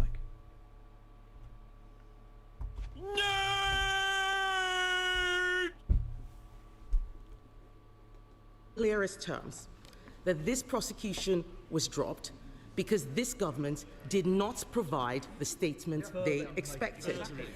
Why should we believe a man who at the last Prime Minister's questions said he had full confidence in the best friend of a convicted paedophile? Oh, Mandelson posting. You gotta love it, chat. Why she got notes on her hand? Oh, that's really bad. That's genuinely cringe. Oh, hang on. Very, very, very, very, very cringe. Very... No, you can't see. Very... There you go. Very cringe. Look at that. Literally got fucking notes on her hand. You know you're allowed to have paper notes? Literally, the big box in front of you is for you to place your notes on. You can have paper with all of the writing you need. Why have you got notes on your hand? That's really embarrassing. You should be ashamed.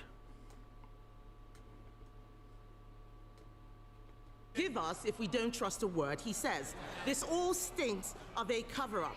Given his statement earlier, Paper is woke. Given his statement earlier, will the Prime Minister publish today not just the government witness statements, but also the meeting minutes and all of the correspondence that he had with the CPS? Mr. Speaker, let me be clear. The only process I want to go through is in relation to some of the individuals in the statements to make sure they know it's coming out. I can assure the House there's no substantive delay here. I know it is of concern to a number of people, acute of concern to them. I will have the statements out in full. There is a bit of proper process I need to go through. The honourable member will understand why that's necessary. Then they'll be published in full. She asks about minutes, etc. There is a usual rules and process for government. But I remind her that the substantive issues in this case were discussed. I find myself more and more just looking at David Lammy's weird little face. Just his weird little fucking face. Like, why is he so, like... Why is his face screwed up like that? Also, why did he do genocide? Like, that's the most important thing, but, like, also the face is weird. Discussed at meetings under the previous government. So they're asking me to disclose the discussions that they had in relation to... Goodbye, usernameless entity. Thanks for stopping by. Mr. Speaker, you deserve better, and this House deserves better than the evasive answers that we have had from the Prime Minister. Literally no one outside of Westminster gives the slightest fuck about this story. Again, like, don't get me wrong, it's bad if it happened, but, like, nobody gives a fuck. People care about the fact that, like, you now have to remortgage a house to put your fucking heating on. Like, it's ridiculous. Even the former Cabinet Secretary, Lord Butler, has accused the government of being economical with the truth on this issue. Don't know why I did that. The Prime Minister can't tell us why Jonathan Powell had a secret meeting which the Security Minister said he had no involvement in the case. He can't tell us why his government did... Can you ask why your particular shadow foreign secretary had secret meetings with Israel, and why she isn't in jail for that espionage? Kevin. Not provide evidence that China was a threat. Also, who the fuck is that? Who is this guy? I've literally never even seen this guy before. Who is he? Chat, can anyone help me out with that? I don't know who he is. He's on the front bench, but so irrelevant now are the Tory party that I don't even know who's on their front bench anymore. It doesn't matter. They are fucking irrelevant and dead. Literally dead. That's her alien handler, you reckon? The one new person who showed up at conference. Did you see the fucking gaps in the audience at Congress? At the Tory conference? No, of course you didn't, because no one even cared. They're so irrelevant, no one even bothered to protest them this year. Literally no one even bothered. They're not worth protesting. Ouch. Is he there on an apprenticeship? Very possible. Maybe he just wandered in and no one noticed. Because the Tories are so irrelevant now, you can just wander into Parliament and just say you're a Tory MP and they're like, yeah, he could be. I don't know. He looks like it. Just wear a suit, you know. Speak with a posh accent. It's the perfect disguise. I suspect those statements won't prove it either. He's blaming his civil servants. He's blaming the media. He's blaming the last government. He cannot explain why he could not see this case through. He should have seen this case through. And let me be clear, Mr. Speaker, about what has happened. A serious case involving national security has collapsed because this government is too weak to stand up to China. And if the Prime Minister cannot protect the members of this House, what does that say about his ability to protect this country? I always protect my member. The case did not proceed because the policy of the past government did not that was necessary. Can they literally, honestly, this is halfway through and all they've talked about is this subject that no one fucking cares about at all. Far from evading, I have said I will disclose the full witness statements that set out exactly what was in the witness statements, exactly what the subsequent statement says, and the allegation that somehow they were changed, that the first statement and the second statements are different, is completely and utterly unfounded. Mr. Speaker, it's a pathetic spectacle. Instead of taking responsibility for the fact they failed to... I mean, do you know what actually is a pathetic spectacle, Kia? Kia?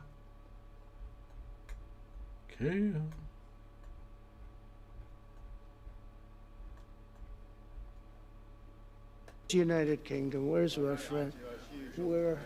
Is everything going good? Very good. It's very nice of you here. These people all came and like...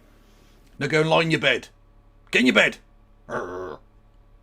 20-minute notice, and I think it's fantastic. And we have so many others, and just so many others. United...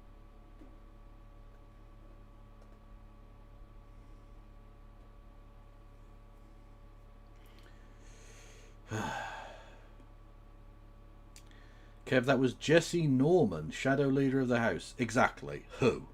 Who the fuck is that? Nobody. Never heard of him. Jesse Pinkman? What? To update the law so this case could actually be... The review, Mr. Speaker, 2015 was the review into the legislation. They took 8 years to change the law. Had they done that more quickly, this case would have proceeded. It was their failure, and they're just slinging mud. I'm looking a little bit... Mr. Speaker, with renewing our country, new planning reform... I just looked at the... I'm looking a bit Jerry Sadowitz at the minute. Maybe I'll say something racist and get my cock out. I don't know. Online hospitals for waiting lists, new opportunities for young people. Labour's building a better future. They can't even come to terms with their past. Thank you, Mr. Speaker. Derby is a city on the up. But unfortunately, this last year we've been devastated by knife crime. No, sorry, I shouldn't laugh at that. But no way did a guy called Shanker bring up a story about knife crime. Chat, I think we've got a new version of the fucking dog bin covered in the dog shit bin with the flag on it. A man called Mr. Stabby Stab Stab talks about knife crime. Also, his name's Baggy Shankar. That's a fucking awesome name. That sounds like a great name for like a reggae artist. Baggy Shankar.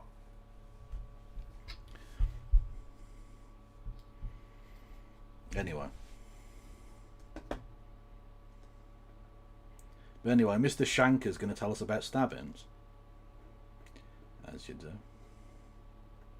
Nasty Tory austerity decimated frontline policing, and we're now Not like good Labour austerity, which is nice and fluffy. paying the price for that. At my regular city centre safety summits, the message is clear: to turn the page, we need action and not words. Can the Prime Minister update my constituents on what action this government is taking to make sure all our residents, our visitors and our workers Watch out for his can brother enjoy Tight our city Jeans centre Slicer. Mr. Speaker, I thank him for his question. As he will have heard at our conference, we had Pooja Kanda there, who I've met a number of times. Her son Ronan was fatally stabbed, and I'm proud that we've delivered, Mr. Speaker, Ronan's law to tackle the sale of ninja swords, and we've also banned zombie knives and strength controls for online knife sales. I pay tribute to his work, setting up the city safety. We do need more sounds, but to be fair, I've literally just done this today, so I don't fucking know. Look, I've got 4 noises for you. Shut the fuck up, you ungrateful bastards. What more do you want from me? Do you know how big a technological achievement this is for me? Doing a thing. This is like the invention of the wheel or the fucking chocolate biscuit. That important to civilization. I sent you 2 more on Discord. Well, thank you very much, Journey Joe. Oh shit, I didn't even get... Oh, for fuck's sake. I meant to get the Discord. I said earlier I was going to go and see Sister Rose's thing. And presumably she's fucking gone now. Presumably she's got shit to do. I don't know.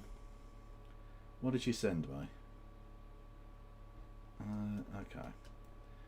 So, Sister Rose sent me a picture of a tweet she... Or I don't know, a thread thing, whatever, on that she sent out.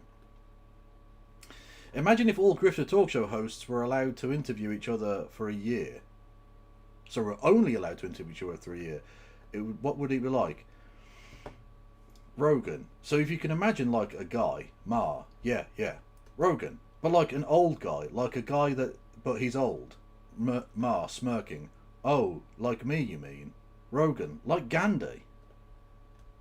Ma, I mean Gandhi. Gandhi's dead, isn't he? Like, he died in World War II. Rogan, no fucking way, no fucking way.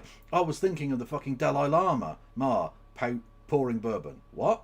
Rogan, Dalai Lama, like Dalai Lama. He's super old, right? Ma, suddenly smoking a cigar. Oh, sure.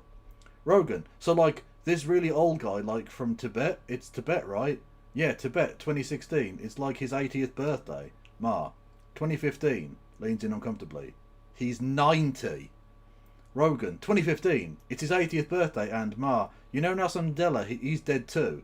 Rogan, no way! Hands. Boom. Yeah. That is the kind of conversations that they have. Just irrelevant twaddle. Bill Maher, the vanguard of the left. True. Sorry, that's the real vanguard of the left, naturally. Look at him. Look at that face. Honestly, he's going to bring about the proletarian revolution. I'm telling you. Summits. Daisy Cooper, Deputy Leader of the Liberal Democrats. Thank you, Mr. Speaker. May I associate myself and my party with the tributes to David Amis? And on behalf of my party, can I also pay tribute to Ming Campbell, who is being laid to rest today? That is the reason why my right honourable friend, the member for Kingston and Surbiton, cannot be here. And I'd like to thank you, Mr. Speaker, and the Prime Minister and other members of this House for their very kind tributes yesterday. We welcome the new level of transparency from the Prime Minister, and we will scrutinise those witness statements closely, but it is clear there are so many questions to be answered. including questions from Hong Kongers, Mr. Speaker, because Hong Oh, for fuck's sake, are they still going on about this fucking China shit? Oh, this is gonna fucking kill me. Oh. Kongers in St Albans and across the UK have settled in our communities after Because they were the good brown people, not like the bad brown people. These were the good ones because geopolitically they were on our side, so they're allowed to come into the country. But the bad brown people, they can't come into the country because they're brown. Is basically literal British policy. You know. fled repression at the hands of the Chinese state. But now they see a British government that wants to make it harder for Hong Kongers to settle here permanently, that refuses to impose targeted sanctions on Chinese officials who put bounties on Hong Kongers' heads, that is refusing to rule out a Chinese super embassy and is failing to tackle Chinese espionage.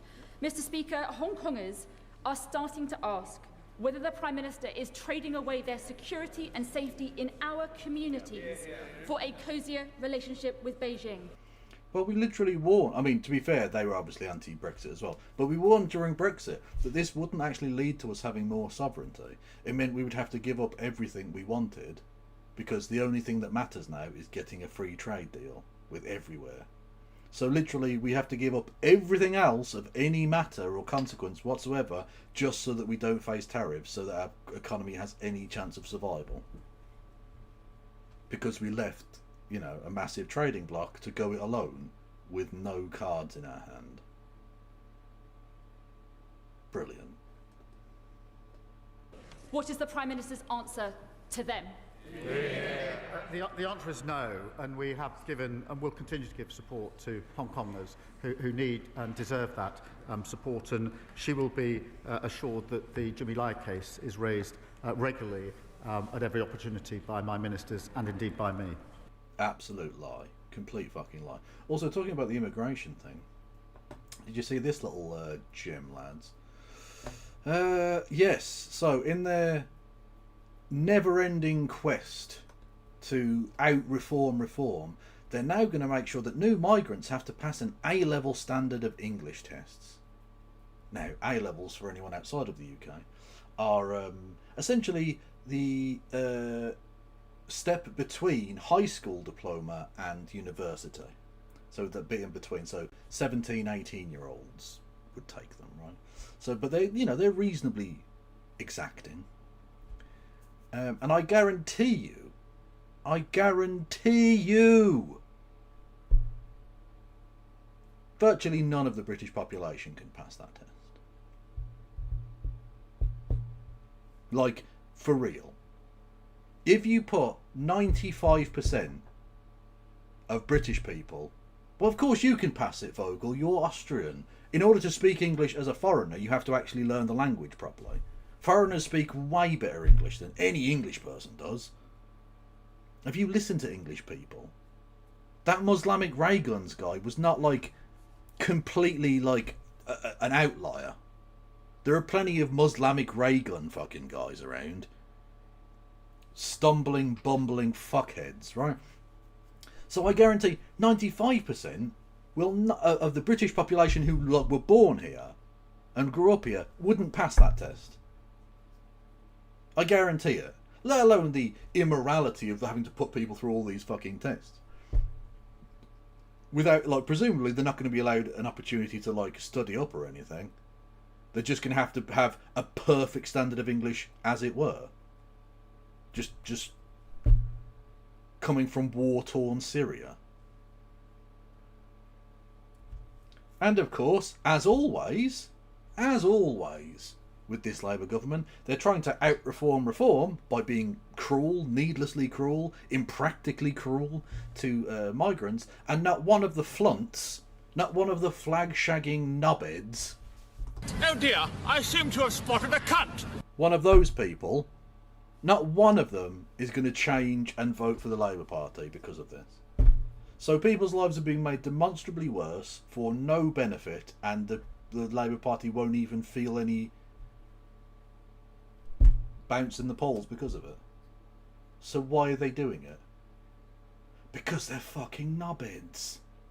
They're stupid knobheads. They're being led by the fucking nose by Morgan McSweeney, who just thinks, what's the most right-wing thing we can do? Let's do that. I wonder why it isn't working.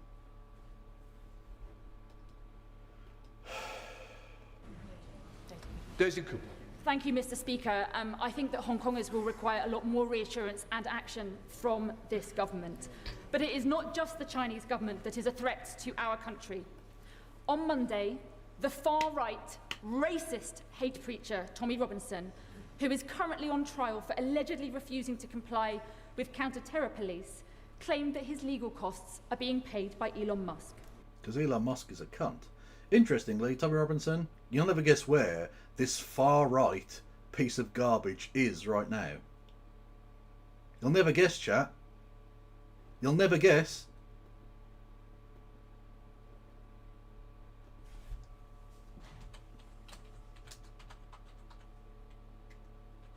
You'll never guess where this fucking evil piece of shit, this far-right knobhead, is right now. He's in Israel!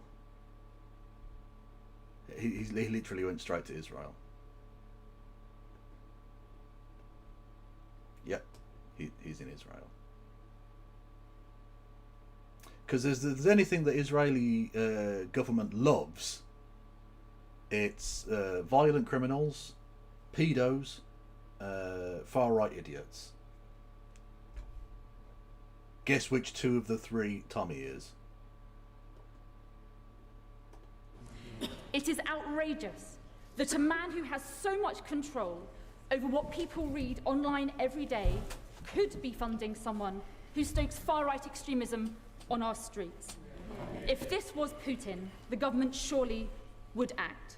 So will the Prime Minister commission the security services to assess the threat that Elon Musk No, he won't, because he's up Elon Musk's arse. poses to our democracy and recommend measures to this House that we can take to stop it? Well, I can tell her we do look across the board at threats to our democracy and must continue to do so. I won't comment on the particular case, given the state of legal proceedings. Alex Back. Thank you. Oh my god. Yeah, you're right. The Lib Dem asked 2 questions and didn't mention Brexit, which is that's why she's the deputy. She couldn't be the leader of the Lib Dems and ask 2 questions without mentioning Brexit. She's embarrassed herself there. This was a big chance to shine with Ed Davey out of the room, and she fucked it by not mentioning Brexit once. Speaker, next year marks the 75th anniversary of the Battle of Imjin River, where the 29th Infantry Brigade's last stand prevented the capture of Seoul during the Korea War. That hill is now called Gloucester Hill, as a proud testament to the incredible bravery of one of those battalions, our glorious Gloucesters. Will the Prime Minister join with me in calling for a commemoration for the glorious Gloucesters and all those who fought to defend democracy, liberty and freedom in South Korea? What the fuck did I just hear?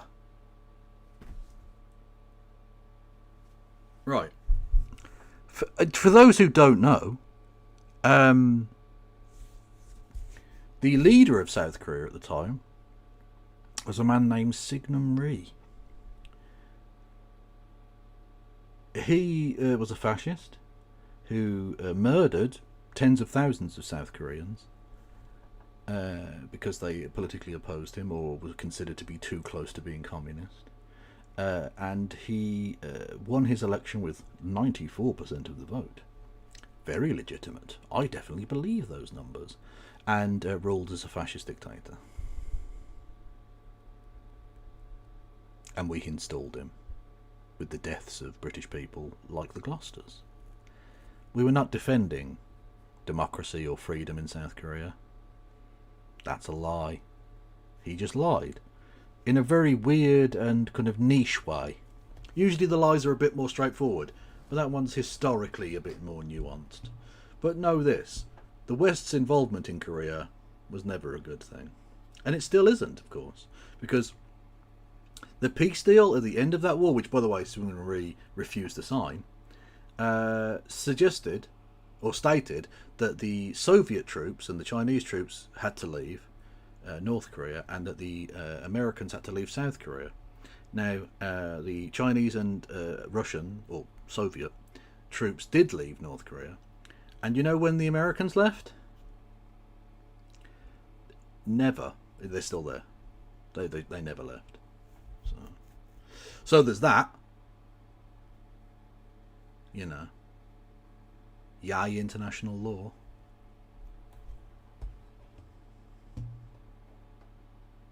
Well, I join my honourable friend in marking the heroism and sacrifice of the 29th Infantry Brigade, an enduring example, Mr. Speaker, of the bravery of all our armed forces.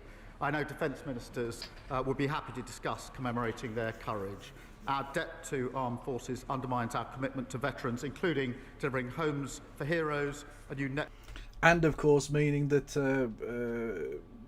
historic crimes that were done by the British Army in Northern Ireland can't be prosecuted now, because we've just decided it's fine. No, you don't get to sue anymore. No. Doesn't matter if we killed your family. It's over. That's how committed they are to the armed forces. Not the people, just the armed forces. Network of veteran support centres backed with £50 million. There's Sybil Roberts. Ahead of his party conference, the Prime Minister told the BBC he wasn't sure whether he'd campaign in Caerphilly for the by-election on the 23rd of October. This is an important by-election in Wales. It is, and of course he's not being sent there because the people of the country hate him. So the candidate, understandably, doesn't want him there. It would be the usual thing to have the Prime Minister turn up, because that's a big deal in the local area. Look, here I am with the Prime Minister. Aren't I important? You should vote for me. Seems natural, right? Except, of course, when the Prime Minister turns up and you have to shake his hand and be like, oh, see, I'm with the Prime Minister, that gets in the paper and everyone goes, why is the Labour candidate shaking hands with that genocide cunt? I'm not voting for him. Look, he's shaking his hand. That hand's covered in blood. That's fucking gross. Isn't that the guy that killed Port Talbot Steele? I don't want fucking anything to do with this wanker. So, there you go. Anyway, the point being, yeah, that's why he's not going there. But interestingly, as an aside, policy from the Green Party, or not actually from the Green Party, technically from the leader. The party's policies are chosen by the membership, right? I know, crazy democracy and all that, but Chad Polanski, as I'm going to call him from now on, because massive cock. He has a big penis, probably. I don't know. Anyway, Chad Polanski came out today and backed Scottish and Welsh independence, which is a significant step, I think. I'm a little wary. I don't know that... Look, don't get me wrong, on a policy, that's fine, yeah. I think the people of Scotland and Wales deserve, A, their right to self-determination, so if they choose to leave, absolutely. So I'm not arguing the point of policy. I'm arguing the efficacy of making the statement now. I don't know that he needed to do this. I suppose in a way he might be trying to eat a little bit into the Plaid Cymru vote in some areas in Wales. Perhaps. By basically saying, well, if you want Welsh independence, you don't have to vote for them because we also support Welsh independence, sort of thing. Whereas, like, it just sort of doesn't matter how left the Labour Party goes, and it never will, of course, but it doesn't matter how left he go. If they did go left, if they don't support independence, there are a lot of people who wouldn't vote for them anyway. So I suppose he's sort of trying to see that off, really. But I don't know. It's whatever. I'm fine with it. It's just, it's an interesting policy direction. Also, it's the only way the Scottish Greens will re-affiliate because they are pro-India. Yeah, very possibly. Although maybe...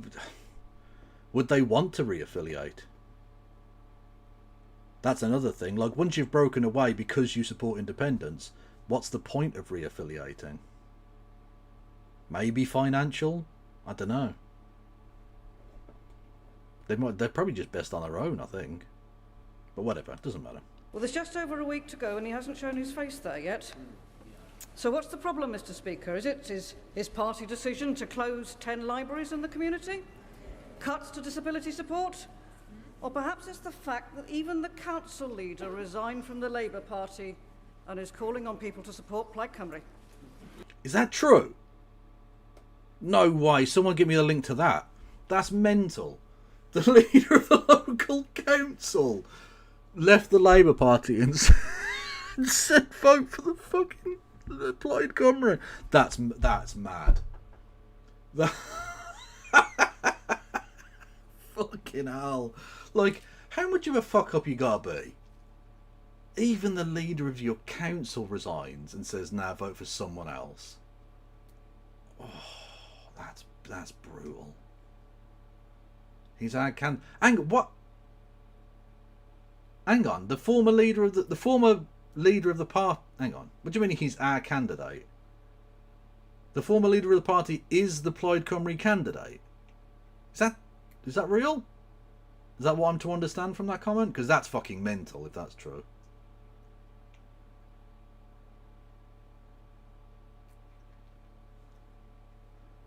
I do not speak for the Scottish Greens. Get wrecked. We're leaving you all. You're from Caerphilly. Lived there and worked there for 50 years. Oh, awesome. Nice. I don't think I've ever been to Caerphilly. I don't think. I've been to various parts of Wales. Mainly in the very north and the very south. The middle bit, less so. Got a lot of friends in Llanelli and Cardiff and Llandudno in the very north. Got family in Llandudno. And I think I told you once about the story of me sleeping rough in Llandudno as well. It was only one night, and because I was waiting for the train the next day, but it did happen. It was quite lovely in many respects. It was the middle of the summer, and the sun rose at like 4 in the morning. I didn't even know the sun rose that early, but it rose like literally like above the sea, and that it was fucking glorious. Anyway, weird flex. It's not. Well, it's not a flex. It's just a story that happened. Oh, sorry, you're not from Caerphilly. That you're just reporting that Lindsay has lived in the. Oh, okay, I'm with you. Been to Didno and Cardiff and nowhere in between. Unfortunately, there aren't that many big places in between. It's just a fact. Anyway, doesn't matter. Let us move on.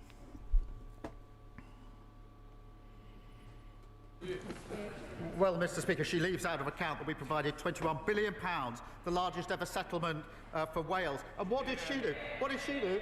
She voted against it, if you can believe it. I noticed, whilst we're on the question of money, she's accepted figures this week showing independence would cost every Welsh person £7,000. They should be honest about the cost to the people of Wales of their policies. I can't wait. I cannot wait for you to, like, your candidate to lose their deposit or some shit. Because even if your own fucking former council leaders, I know the candidate for the fucking Plaid Cymru, like, it's over for you. You're done. Always welcome in Abertavy, maybe? I don't know. / Swansea for a point. I've been to Swansea a few times, just down the road from Llanelli. Not big fans of Swansea and Llanelli, I know that. As my friend once referred to them, they're all jack cunts. Which is, yeah. I've always been fine with the people of Swansea. But yeah. Scarlets fans are a wild bunch. How much will Scottish Indie cost England, Keir? Let's be honest. Well, it depends. If we steal all your oil first, and then there's no more oil left, Then not much, because we'll have stolen all of your oil. Just all of it. Look, I shouldn't laugh at that, because it's actually fucking grotesque. But that is literally what England are doing. We're holding on to Scotland for as long as there's a bit of oil to be had. And then once that's out, you're gone, lads. Like, we're just... Oh, all of a sudden... Oh, what's that? The oil taps are being turned off. Do you want that independence referendum, do you, lads? You know. Fucking... Honestly, Westminster is a succubus. Westminster is a fucking evil succubus. Whether it's Ireland or Scotland or India or fucking New Zealand, they'll just extract all the resources out of you they fucking can. Some of the biggest parasites on this fucking earth. Thank you, Mr. Speaker. For the past year, I've been campaigning for a new SEND school to open at Osprey Quayside on Portland. As it stands, there are far too few specialist school places for children with SEND in my part of the world, so local families urgently need to see this school open its doors. A new school here would provide around 70 new places for local children. So given the urgent need to get this school finally up and running, will the Prime Minister commit to working with the Department for Education and Dorset Council to ensure that a SEND school opens on Portland? Does England still get the seas? I have no idea. To be honest, with the amount of shit that's in them, would you even want the seas?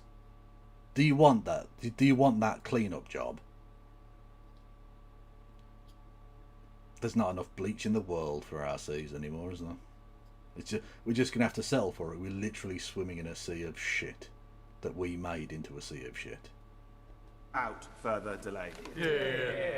I thank my honourable friend, and I know just how important this school is to parents and children in his constituency, and share his determination to fix the broken SEND system. That's why we've boosted investment in SEND to £12 billion, Mr. Speaker, to put new facilities and tailored support in place for children who've been long failed. We want decisions taken swiftly, and I'll ask the Schools Minister to update him in relation to the particular school. Sir Julian Smith. Speaker, family farms in North Yorkshire and across the UK are increasingly worried about the tax changes coming up next year. Literally no one cares. You're called Julian Smith and you have the weirdest little like baby flick of hair, which, let's be honest, isn't covering anything. It looks like someone's drawn a frowny face on your scalp. You look mental. Anyway, who is Robbie Road Steamer? He's been arrested. I don't know who that is. I could Google it, but do I care? Well, I don't know. Maybe. That's insulting to succubi. Okay, you get the idea. You know what I'm saying. £7 a year to be independent. That's better than inflation under the UK. I'll take that deal. Well, that's, yeah, sort of, yeah. Like, considering that £7 isn't really worth anything anymore. Considering a stick of butter costs £5 now.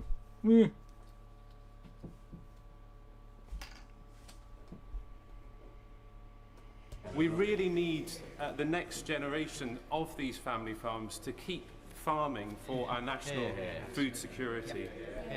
Sentax has produced an excellent detailed academic report proposing a number of compromise amendments and changes that would both deliver to the government and protect the family farm. I realise he cannot comment about the budget, but could I ask him and the Chancellor to look at this report as they prepare for the end of November budget? What the fuck are you talking about? Robbie is the guy that sings Jeffrey Epstein Plane dressed as an alligator. He's a US YouTuber who trolls the right at events. Is he? Okay, now I'm interested. Who was he? Robbie Road Steamer. Which honestly sounds like a fucking... sounds like an entry in Urban Dictionary, to be honest. Rob Potillo. Not Portillo. Potillo? Potillo? I don't know. Detained by ICE in Portland, okay. Earlier this week, a clarinet player was that's a very interesting description. Was arrested during a protest at ICE facility in Portland. Now musical comedian Robbie Roadsteamer says he's been charged with trespassing after being detained while singing alongside the Portland Frog. That's... yeah. Oh, I know someone who did a gig with the Portland Frog at the same location. A video posted by Roadsteamer, real name Rob Potolo, on YouTube shows him dressed as a giraffe costume, channeling Rod Stewart's "Do You Think I'm Sexy?" He sings, "If you hate brown people and you're a Nazi." Let's have a look. Okay, he's getting a subscription. It's about peace and love. It's about rock and roll in spite of ice.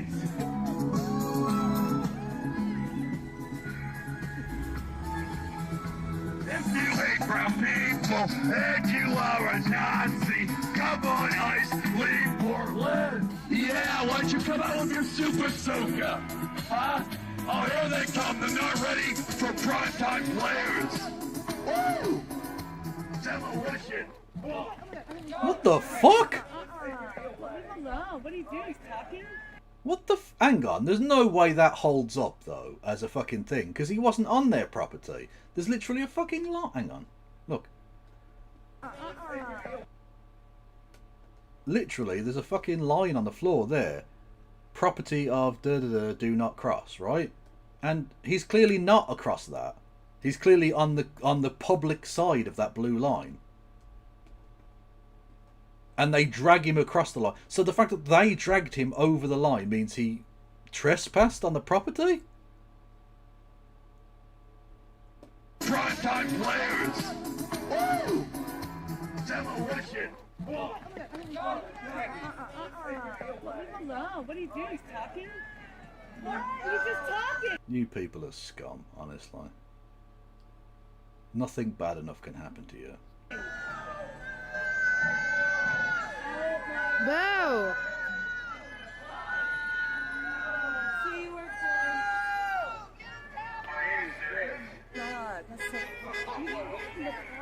Yeah, there's no way that stands up in a court.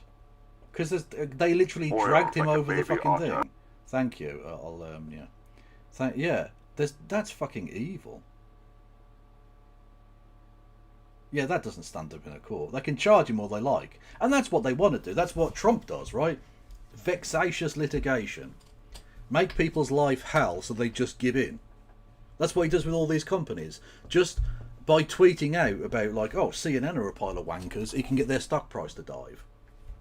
So when he's suing them, they'll just go, yeah, just give him what he wants. Fuck it. It's not worth it.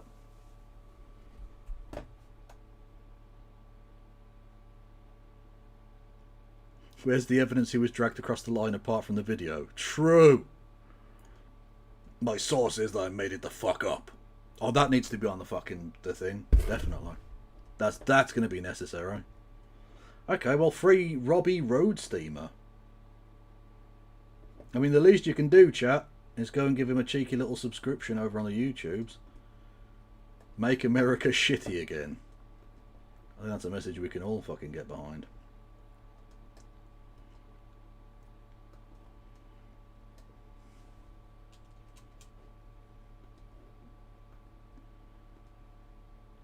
Free Luigi and free Robbie Roadsteamer. He performed with the Portland Frog. He's one of America's greatest fucking cultural institutions. Trump was on the Jeffrey Epstein plane because he was massive friends with Jeffrey Epstein, because he's also a pedophile. That's just a fact. Thank you for bringing that to my attention, even though I didn't understand what the fuck it was when it first happened, but... That clip will be re-released, but with 1 minute missing of the most important... The Robbo files. He is a rubber-file. That is true. Yes, thank you for stopping by, Seamstress Dragon. Much love. Well, I agree with him that food security is national security. I do believe our reforms strike the right balance and enable investment in public services to rural communities that they rely on. I do thank him for drawing my attention to thank you, James Holmes, for 5 gifties as well. That noise did happen. I was distracted. Anyway, let's go. report, he's right to do so. What really matters is increasing the year-on-year profitability of our farmers, and that's why the former president of the NFU is leading a review for us on farm profitability. It's all just a fucking quango after quango after quango. He never has a policy, but what he does have is some dickhead to do a report that'll come along in 2 years and tell you everything you already could have learned if you'd just spoken to an expert or had an opinion. Because that's the thing. There's no excuse for a prime minister or the leader of like the department of whatever to not have the knowledge at their fingertips. Because literally, if you're the prime minister, you can ring up any expert on any topic, basically in the world, right? If you're the prime minister of a major country or a president or whatever, you can ring up, say you need to know something about marine biology, you can ring up like the world's leading expert on marine biology, and they'll talk to you. Because they're really interested in that topic and really knowledgeable and would like to have a positive impact on that. So they'll give you the information you require. Right? And the same with pensions or foreign policy or whatever thing it is. So the fact that you don't already know these things, even though you had years to talk to farmers and years to talk to the... Look, you could have gone to the same bloke who's doing the fucking thing for you and sat down with him for 5 hours. Just take 1 day out of the years you had in opposition to sit down with the guy and come up with a comprehensive plan for what to do. And then you could have already implemented or begun the implementation of that now. That could have happened. That could have been happening for the last fucking 18 months. But you were too busy getting rid of the fleas.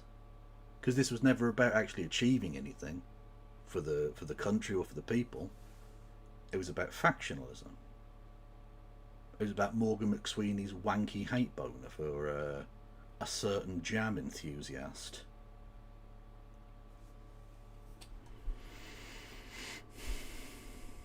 We're also delivering, Mr. Speaker, a 25-year farming roadmap, boosting export opportunities through the EU and US trade deals, backed by £11.8 billion in the budget for farming. Ben Goldsborough. Speaker, as many honourable members know. Hang on, whoa. He said he can't comment. Whenever he's been asked about how much money is going to be done on this, that and the other, he can't comment until the budget. He doesn't want to preempt the budget. And yet, he just preempted the budget.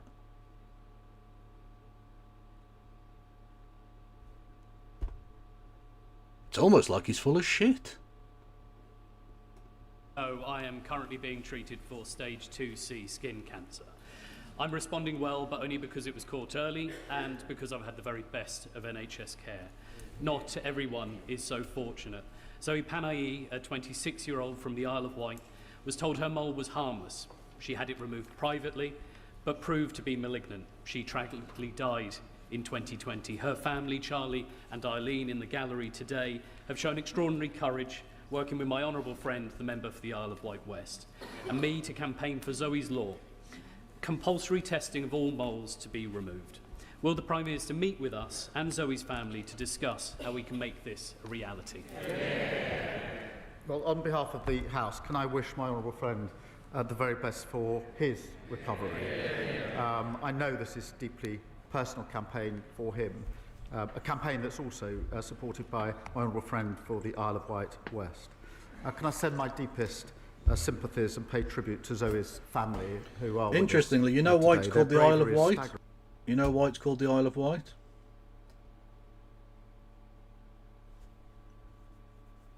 Because that's where white people were made. Very, very, very, very, very cringe. Very, very, very cringe. And I share their determination to improve cancer survival rates. That's why we're investing billions to see earlier diagnosis, faster treatment of cancer, and developing a national cancer plan. In relation to a meeting, yes, of course, we will get that set up. And if the family are available and it's convenient, and I don't know whether it is, I will ask the Health Minister to meet them later on today, or at the earliest opportunity if that's not convenient, so they can have that discussion. Bedford. No, it's not spelt white as in like the colour. No, it's W-I-G-H-T. I don't know why it's called that. I just thought it was funny to call it the Isle of Wight. Like the Isle of Man. It's named that because that's where man sex was invented. man-on-man action. Epic dub. Thank you, Mr. Speaker. Business confidence has fallen for 5 consecutive quarters, and Rix has said there is significant concerns in the housing market. Now, the Prime Minister could inject some confidence back into the economy. He could help working families get onto the housing ladder, and he could even simplify the tax affairs for his cabinet if he adopted the policy advocated by the Leader of the Opposition in scrapping stamp duty on residential properties. Now, will the Prime Minister at least commit that he won't be raising property taxes in his nightmare before Christmas budget? Well, Mr. Speaker, we're certainly not going to be following the Leader of the Opposition. She unveiled what she called her golden economic rule, I think it was. That involves, on the one hand, £47 billion of spending cuts. That's a fifth of the NHS budget, with not a shred of detail about where the money would come from. The Institute for Government said it was on shaky foundations. More unfunded tax cut, more austerity for public services. They haven't listened and they haven't learned. Sam Rushworth! Thank you, Mr. Speaker. Between 2021 and 2023, 41 mental health patients in the care of Teessask and Weir Valley NHS Trust lost their lives, leading to a damning report by NHS England and calls from my constituents for a public inquiry. And it's not just historic, my surgeries are still filled with harrowing stories of failure. Will the Prime Minister join my calls, therefore, for a public inquiry to get to the bottom of what went wrong and to rebuild confidence with new, more appropriately sized local NHS mental health trusts which are fit to serve our constituents? Well, my honourable friend has been a strong advocate for his constituents on this issue. The Health Secretary has met the families affected by these failures twice, I think, this year to hear their stories. And I want to be clear that what happened to the loved ones is unacceptable. The Health Secretary is currently considering the best way forward. Doesn't really seem to care so much about the mental health implications of his policy towards trans people, though. And again, why is he sat on the fucking floor?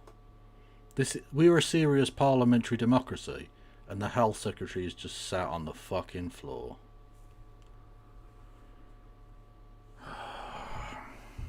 Very, very, very, very, very cringe. Very, very, very cringe. So the families will get the answers that they deserve. It's right that they receive any update first, but I can assure him that we'll provide that update just as soon as we're able to do so. Becca Smith. Good night, Dr. Phil. Later on this afternoon, I'm going to be launching a small business survey so that the 3,000 SMEs in my constituency who employ thousands of my constituents can have their say about what it's like to run a business under a Labour government and what their concerns are ahead of the budget. However, Mr. Speaker, I want to give the right honourable gentleman the opportunity for me to share a word of hope from him ahead of the budget. So will he tell my constituents that he has heard the pleas of SMEs and their frightenedness about the budget, and that he will scrap business rates for hospitality and leisure? Oh dear, I seem to have spotted a cut. Business and family farm tax, and that his government will commit to no further tax rises for business. I've said my Mr. piece. Speaker, just a few months ago we published our small business strategy. That was based on what small businesses take to it. I'll make a copy available to her so she can give one to every member of her constituency before they fill in the survey. Dixon.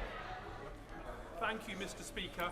This government is renewing Britain's, and for the benefit of the Same, Leader of the Mark, Opposition, same. that's B-R-I-T-A-I.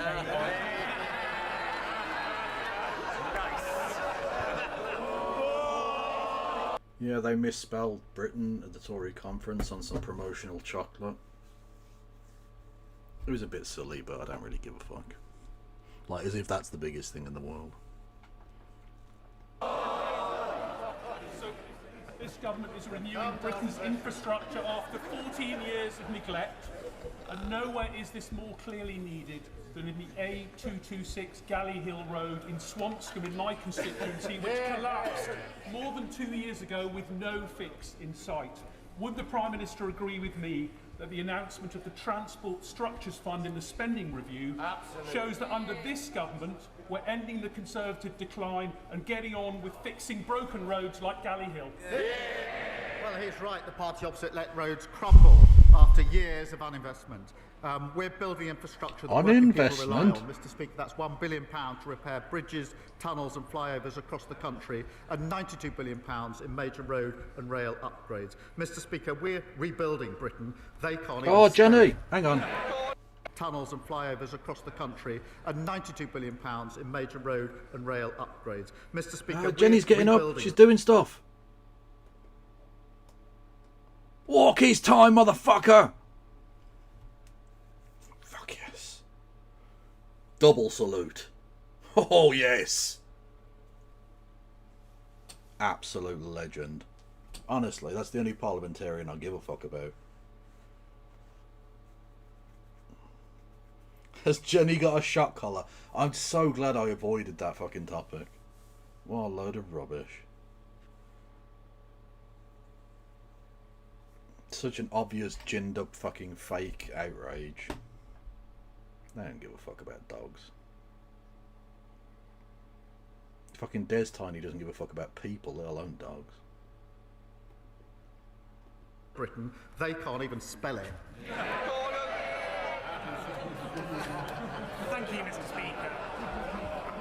Much like the Honourable Member for Bishop Auckland, my constituents are served by Tuve Mental Health Trust.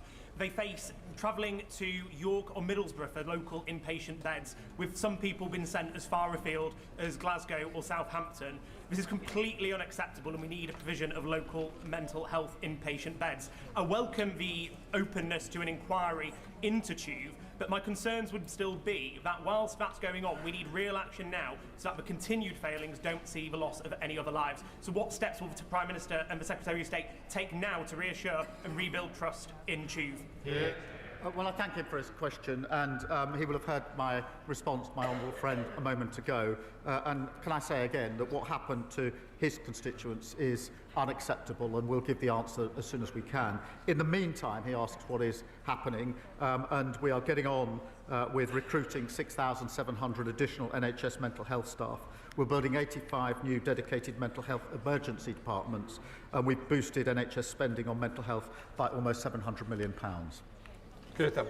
Thank you, Mr. Speaker. Can I thank the Prime Minister for his strong words at our party conference, calling for unity at a time when many feel our country is divided, and rightly calling out racism.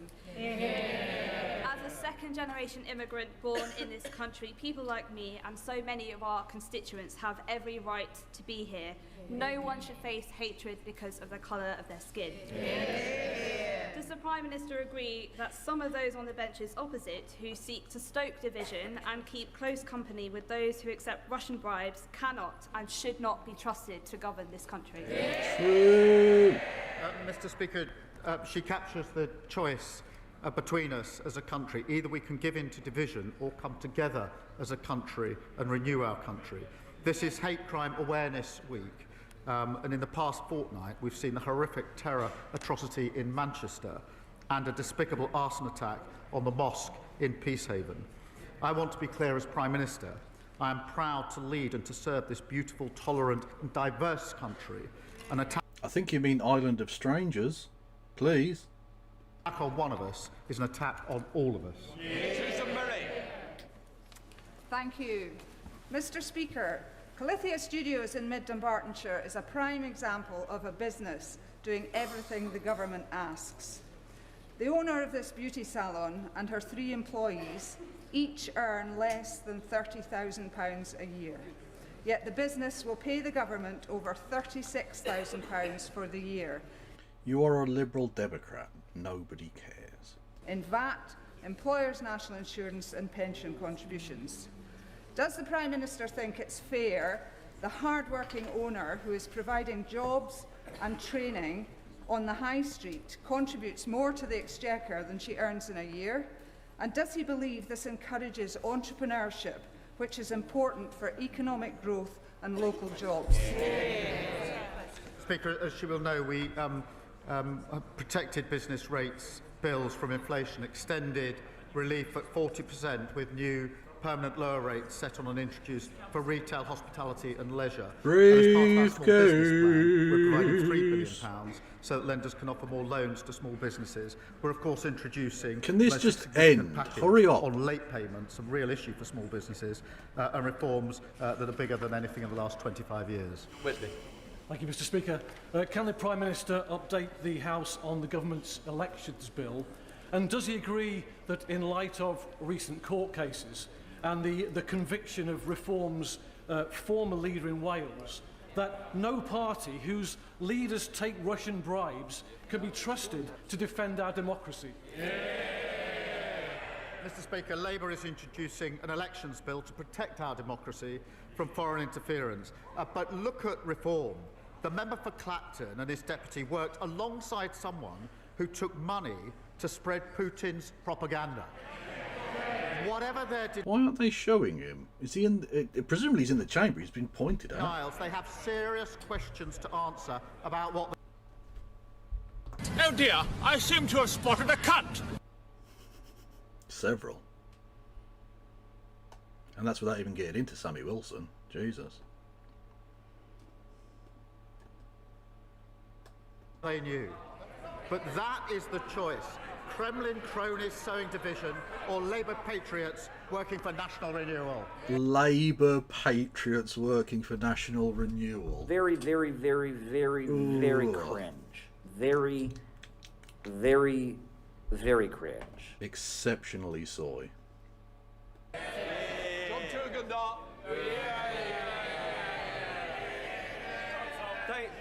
Thank you, Mr. Speaker. Oh, and another one. The that we've heard from the government in recent days have been a conflation of fabricated stories, trying to set up straw men and knock down things that have not been said. Yes. The real question in this whole debate is whether or not the DPP charged legally and properly. If they did, then the OSA is valid, and all this talk about the National Security Act that I introduced is completely irrelevant. If they did not, why is he not charging his successor with abuse of power? Well, we know the reality, Mr. Speaker, because although That's he fair has enough, answered Miss the Aya. question No problem. about evidence, the real question Thank you, is Iwood. what political direction did this government give to their officials before they went to give evidence? Absolutely none. Absolutely none. And I will also tell him this. I was the chief prosecutor for 5 years. And Why was he? He should have mentioned that at some point. What did his dad do? I can say,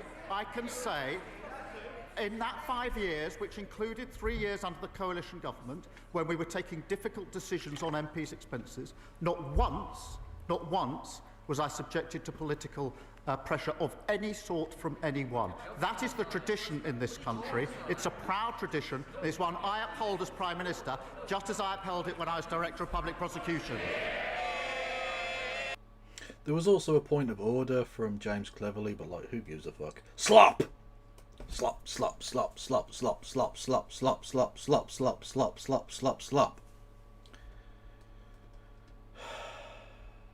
Zach Polanski's Hope campaign is falling apart. Chat.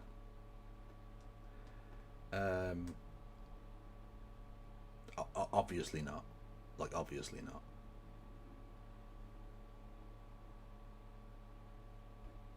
Today, I am following in with a YouTube trend, a YouTube fad, the YouTube algorithm, because, well, why not? But Zach Polanski, I have commented here in time and dropped hints that I don't necessarily quite like Zach Polanski, and I thought, well, since I've done some videos before, why not actually just do one and explain why I do not like Zach Polanski, and the fact that you don't like Zach Polanski, epic dub. Also, why ultimately I think he is sort of doomed to fail, because I generally do think he is doomed very, very much so to fail on this, because I think that the end of the why does he have a bouquet of ears around? That I've never noticed that for those who don't know, perhaps That is the white rose of Yorkshire, because he's from Yorkshire, and that's the flower that represents them, and blah blah blah, right? And I'd never realised it does look a little bit like a bouquet of ears. Yeah, I'd never noticed that before. He does kind of look like ears. Yeah. The shite rose. Now. If Henry VIII got one thing right, was trying to bring you two dickheads together, okay? With your stupid fucking rose nonsense. Not Henry VIII, Henry VII. What am I talking about? Just fucking kill me in Minecraft. Secretly, I think this entire project is all about him. And building him up. And we'll get to that in a moment. But... And you know why they're doing that? It's a secret plan. Everyone gets hypno-boob. Oh yes, my friends. Let's go back. Big reasons why I do not like Zach Polanski. First of all, let's say this. He is a quack. And I do say that literally. He is a quack. Okay, I said the hypno-boob thing as a joke.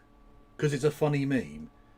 This absolute goober is about to fucking literally be like, oh, he did the hypno-boob. Oh, gotcha.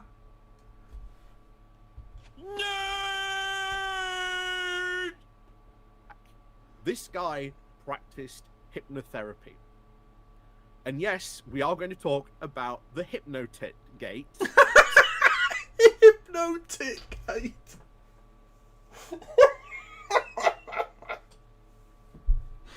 Oh no.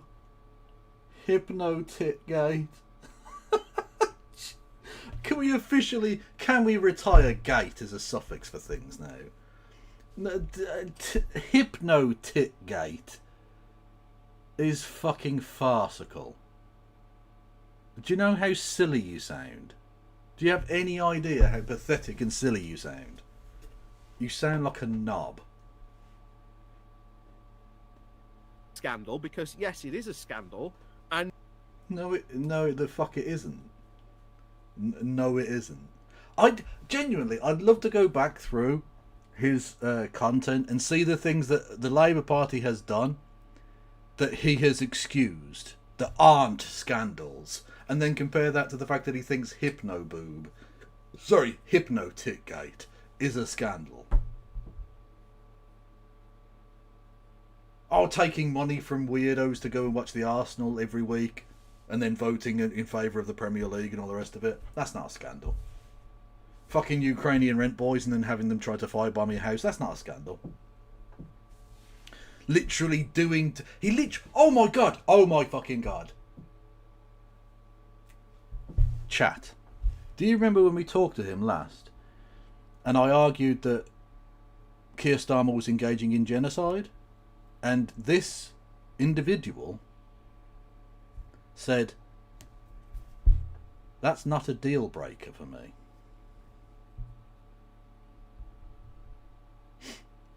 Keir Starmer doing genocide in Gaza was not a deal breaker for him, but Hypnotit Gate is a scandal. You can kill as many Palestinians as you like. Hypnotit, it's too much, it's too far. Disgrace.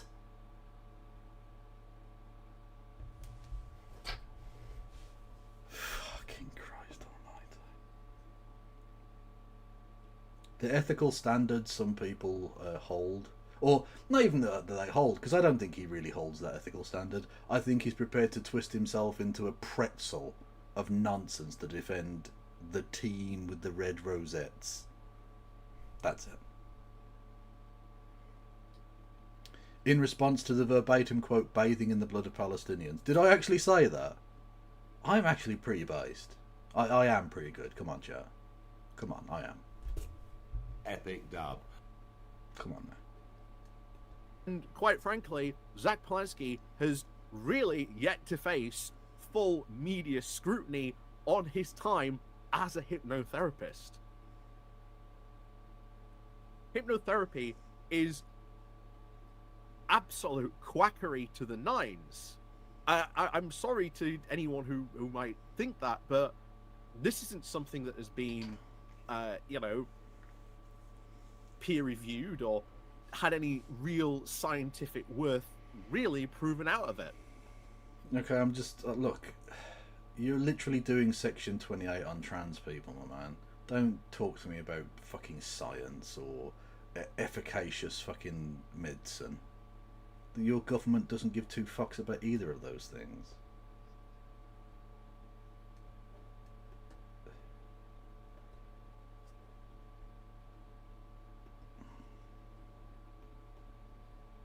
But this is something that he actively engaged in and has never really distanced himself from that practice. So, straight away, I cannot trust anyone who has been involved in that field. For years on this channel, before I started talking about politics, I actually started talking a lot about the whole quackery that goes on underneath the radar on YouTube. It's still... Of course he's like a new atheist type guy. Of course he is. Oh. Look, we all had our cringe phases, chat. We all had our cringe phases. I've read Richard Dawkins' books, you know? But I've recovered. I got better, chat. And that's the important thing. A lot of it is still there. I used to talk a lot about the Gerson therapy. This crazy... Maximilian Robespierre, chat. Dude, you're using a story from The Sun. True.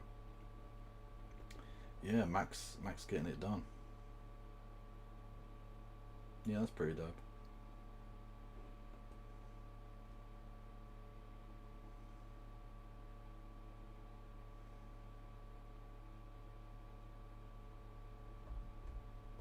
Idea that this wacko came up with, that somehow you can cure cancer by drinking lots of juice, and this involves spending lots of Jews. What an anti-Semite! Hundreds of thousands of pounds on these juices, on these books. It is absolute quackery. That has caused, I think, a lot of unnecessary death for people who have had cancer because they've put off, chemotherapy, or they've been scared off chemotherapy by people doing the Gerson therapy and those types of treatments. I think it's called necessary on death. Now, that is something else entirely, and Zach Palensky's never been in anything to do with that. At least as far as I'm aware, I've only ever seen him, the whole hypnotherapy stuff. But even then, I am not trusting of anyone who's done that. But you do trust a Prime Minister who has lied about literally everything. Look, I can't believe you that you have some, strong stance on truth when Keir Starmer has lied at every single point throughout his entire political existence. He's a bullshitter. Plain and simple. And yet you will happily trust him, apparently. Why? Also, this was a number of years ago, man. Let it fucking go. The amount of things that weren't an issue for this guy, and yet this is an issue. It's almost like he's a bad faith actor. It's almost like he's bullshitting to try and defend his embarrassing, dying political party.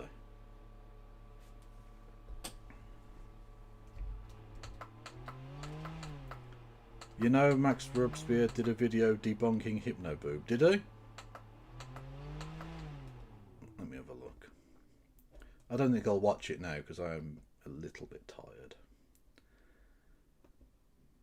The truth about Zach Polanski's bigger boobs. No, sorry, about the Zach bigger boobs Polanski. Right.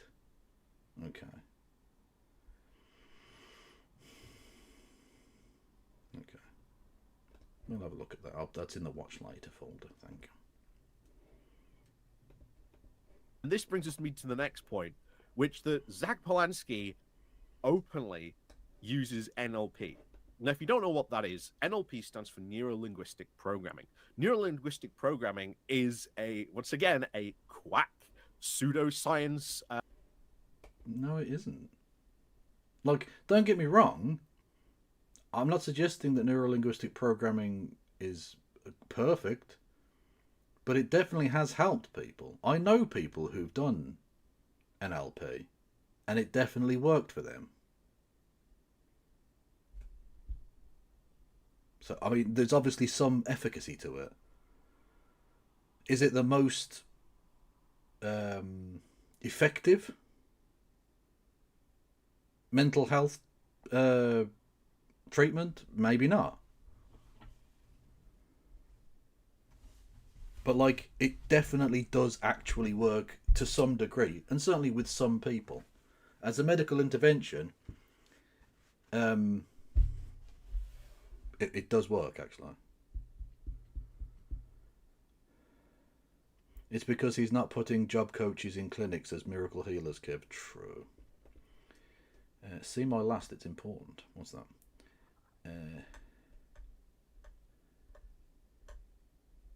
Why am I scrolling? Just go to the fucking person's thing.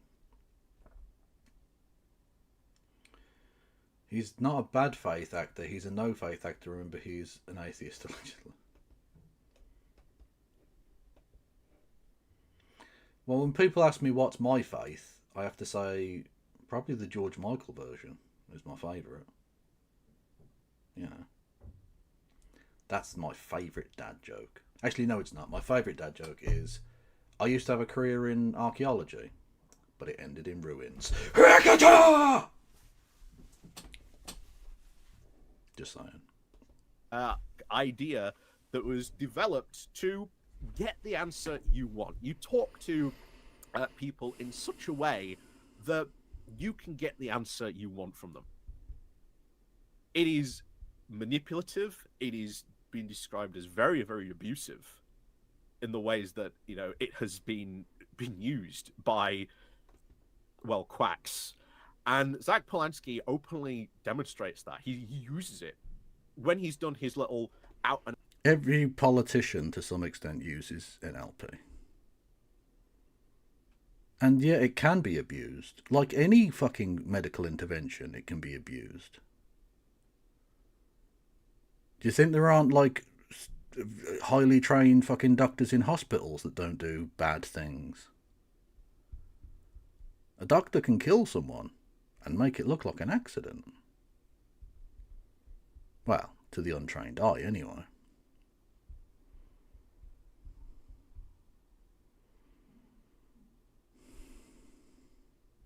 Ever get halfway through a horse and realise you weren't quite as hungry as you thought? Zing! And about little videos, he's done NLP to people right in the street.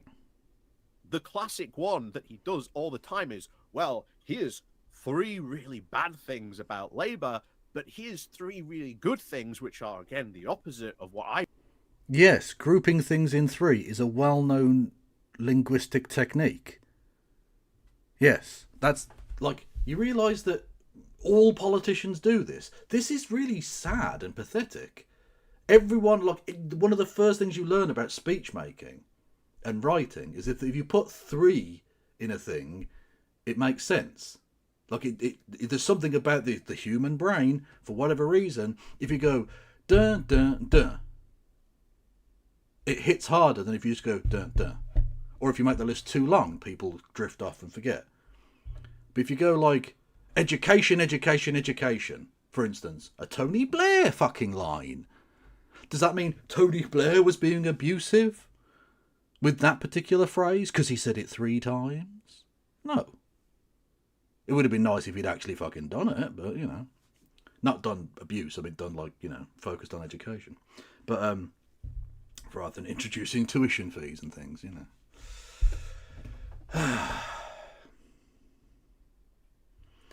What is NLP and does it relate to anything he's talking about? Basically, no, from my understanding. It doesn't this isn't NLP. He's just talking about, like, persuasive talking, essentially. Effective communication strategy. No wonder, he, as a Labour Party member, he's against effective communication strategy, because that party has abandoned that as a technique, clearly. I've just told you. Now, who are you going to vote for?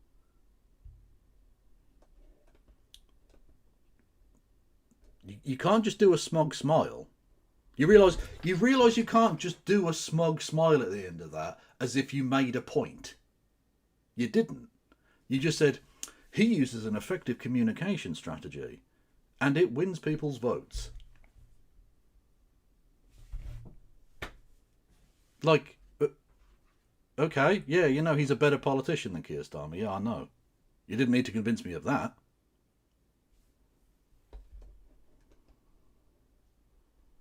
That's NLP. No, it isn't. And I have to say this. I've seen some people that have commented about that when they've met Zach Polanski, they've come away with a bit of a odd feeling. Bad vibes. Everything is just fucking vibes with these liberal pricks. I don't know why I've turned it into a song. But I did. And you're welcome. And I will tell you this now. If you've come away having spoken to Zach Polanski and you felt an odd feeling that something... I did. It was called an erection. Wasn't right. That was NLP being used on you, and your brain when... Well, I mean, talking about Hypnoboob, he certainly made my penis significantly larger for a relatively small period of time, because that's how erections work. Yeah. Hypnocock. Hypnocockgate. the new Zach Polanski scandal of Hypnoschlong.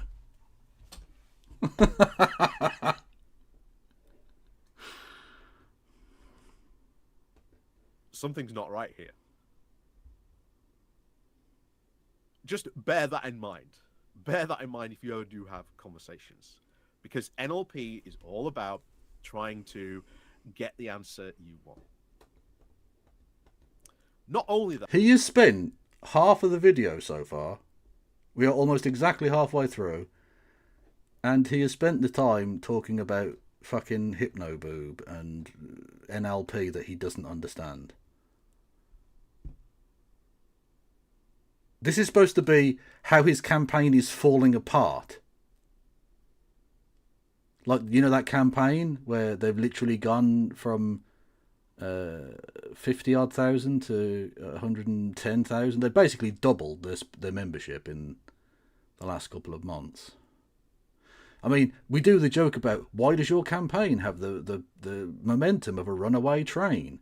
But, like, his campaign does actually have the momentum of a runaway train. They're gaining thousands of new, not subscribers, thousands of new members every day. They're at like 110,000 now. By the end of the month, they will be ahead of the Conservative Party. You know, the Conservative and Unionist Party, the most successful party in the history of the fucking democratic world. Yeah, the Green Party are about to have more members than them.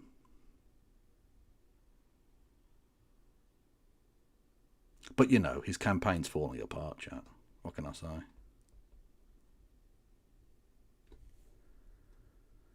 That. But when Zach Polanski was doing his whole campaign for the Green Party, he came out and said, oh, I've been involved in all these campaigns. Look at all these campaign managers and people that say how fantastic I was. Well, when you actually listen to what they said, they didn't actually say what Zach Polanski did. Just that it just happened to be there, and that was it. They didn't tell you anything about how the strategy he was employing or anything he actually did to be involved with it. It was just, oh, Zach was there and he was great. So what did he actually do? Again, you can't just do a smug smile. That isn't an argument. That's it. Like, what I need is the Copacabana on the buttons. I'm going to have to get the Copacabana Although a very shortened version of it. We're not doing fucking 50 seconds every time. Because he is coping like fuck right now. This is pathetic. He's got nothing. He's got absolutely nothing. I thought he'd at least go like, oh, him arguing for the legalisation of drugs is bad because the actual opinion polls say that that's not necessarily very popular amongst this demographic and stuff. Look, you could construct some kind of an argument based on some policies that he has put forward that aren't necessarily popular across the entire country. But that would mean actually taking on policy, which you haven't fucking mentioned yet once. Not a single mention of any policy, any position he's held, any policy he's advocating. Nothing. Literally just bad vibes. Don't like him. Bad vibes. Bad vibe hypnotit. Like, insert smug smile here.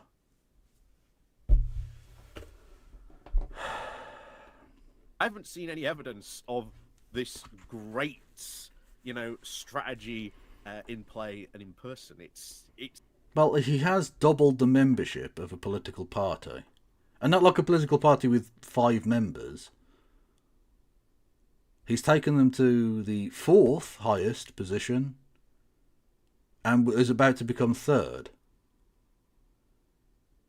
Pretty fucking soon. Like, this is embarrassing. It's a bit of a ghost town on that front from what I've seen. The evidence is very thin on the ground that he is some sort of, political strategic genius. Well, no one's really said he's a strategic genius, just he's, like, effective. He's effective. He seems like a genuine guy who garners a warm response from people. Not that he's a genius. Not that he's surgical precision. Not that he's the adult in the room getting the fucking all that bollocks, all that fucking shite that makes people unpopular. People like him. They warm to him. They're prepared to join his political party and campaign for him. And campaign for the other candidates. That's it. That's literally all people are saying. He's not a genius. Or at least no one's saying he's a genius. He might prove himself to be a genius. But right now he's just very good. And very effective. Yeah. No one's saying he's a morally corrupt serial liar. Literally. Good night, Fogel. Thanks for stopping by. Brackets, gay, lol, close brackets.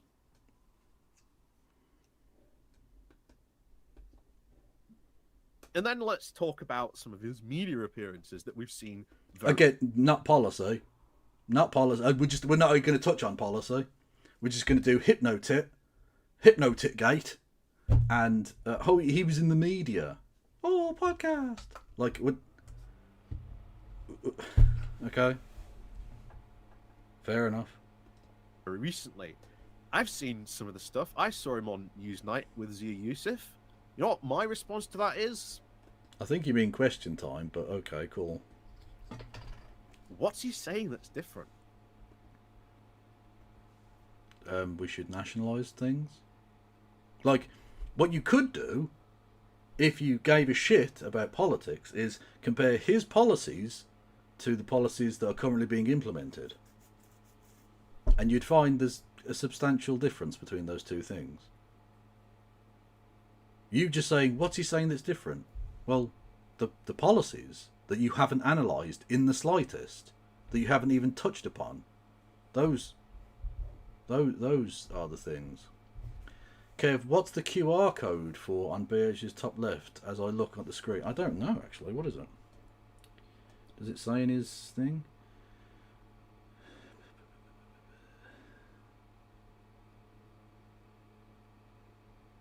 Oh, he's sponsored by StreamYard, I think. Oh yeah, it's got the StreamYard logo. Oh yeah, no, okay, so it's a streaming service called StreamYard. Which presumably, well, either he's being sponsored by, which it doesn't say it's sponsored content, and you're supposed to say if it's sponsored content. Although I don't know how rigorously YouTube takes that. But yeah, either that or he's just a big fan of the service. I don't fucking know. If I didn't vote Floyd Crumbie, I'd be voting Greens. Well, that's the thing. I advise people to vote for who the best candidate is in your area to keep the uni party out. Whether it be fucking Labour, Reform, Tory, whatever, right? So you do the... Like, if you're in an area where it's... Even if it's some dickhead like the fucking Workers' Party or some fucking wank like that. They like... If all of the parties are transphobes... The Workers' Party being transphobe doesn't make much difference in that situation. You might as well at least go with the person who doesn't support genocide type deal over the person that is also a transphobe and does support genocide. So if you're in one of those areas where that's your choice, you know, vote wisely is the way I would go. So I'm a Green Party member, and in my area it sort of doesn't matter who I vote for, I don't think. Although I'm not sure. I'll have to wait till the local elections to get a better sort of feel for things. Because in my area, it's been a largely safe Labour seat, with the Tories comfortably in second place. But both of those parties are going to fall away very badly here. So presumably Reform will probably swoop in and may very well I may end up with a fucking Reform MP, which is grim. In that instance, I'll just vote for Greens anyway, because fuck it, they've got no chance of winning, but no one else has either, type deal. But the Labour Party do need a kicking. They just do. They need to learn that this fucking shite they've been serving up is grotesque and needs to stop.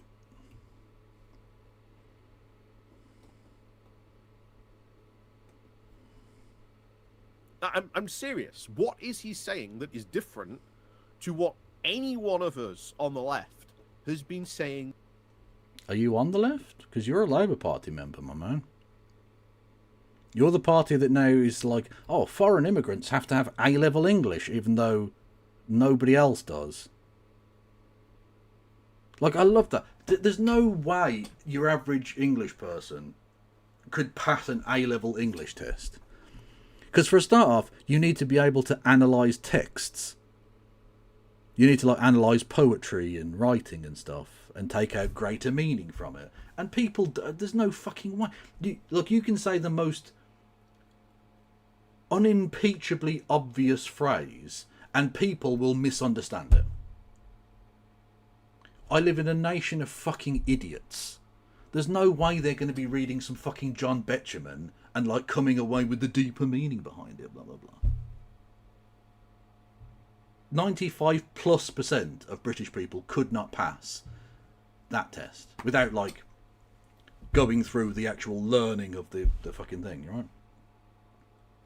A-level English. Oh, sorry. Okay, so for those who don't know, the A-level is between high school and university. That area, so 16, 17. There's like an intermediate level between those two things here, which I think is the junior and senior year in high school, maybe in America. I think. I could be wrong. I don't know. Anyway, it's either way. It's like above your average high school diploma type level. And that involves not just like speaking the language, but you have to actually like analyze, literature. You have to actually, read shit and be able to read it and understand it and pick out like the themes of the book and stuff. The Labour Party want incoming migrants to be able to pass an A-level test. College level is A-level. Is that? Oh, okay. Is that how it works? I don't know. Anyway, but yeah, and they want them to be able to do that, even though the English, as it were, and I imagine this is probably true for Wales and Scotland and Northern Ireland too. I've no reason to disbelieve that, but the vast majority of people couldn't do it. That's actually quite a hard level of English to attain. A lot of foreign speakers of English probably could, because they speak exceptional English. Far, far better than any English person I've ever met. Yeah. I guarantee, like Fogel in chat who just left, Phantom of Black, the Bulgarian. I guarantee they could fucking pass that because they've actually took the time to learn the language.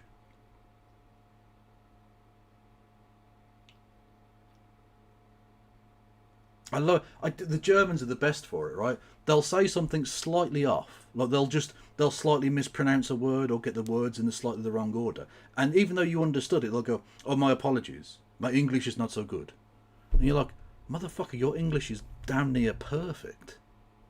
Have you heard these fucking creatures around us, these orcs, spluttering nonsense before them? They're painting they're graffitiing dog shit bins. That's how they communicate. They don't even communicate verbally. They communicate in the form of racist semaphore on the lampposts.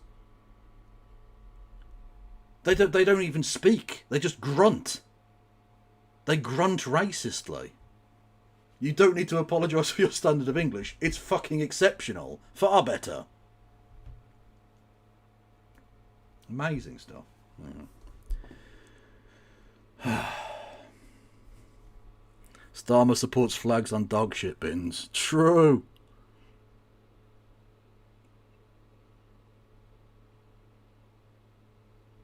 Your dad paints flags on dog shit bins. Should be the new meta.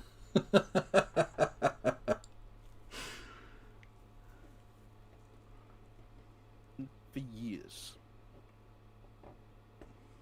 Because now you've got quite a significant problem, because most of you remember I've talked to people, Kevin Logan, I've talked to No Justice. Whoa, whoa, whoa, whoa, whoa, whoa, whoa, whoa, whoa.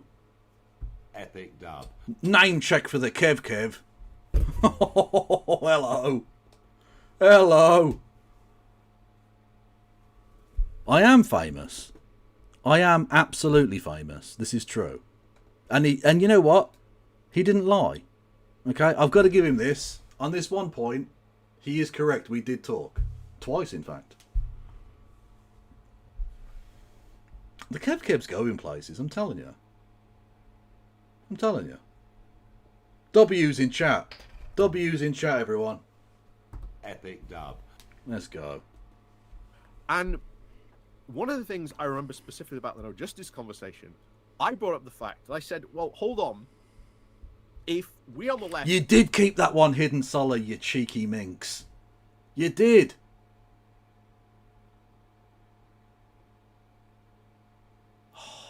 Amazing. You're a sly fox, yeah. I've got my eye on you. Are so good. We have the best ideas, the best policy, etc. Why aren't we winning? And there wasn't an answer from that. What? There wasn't an answer. Maybe, well, apparently just smiling smugly as if you made a point is a good answer to you. So, I mean, maybe she should just do that in future. Just do a smug smile, because that's enough.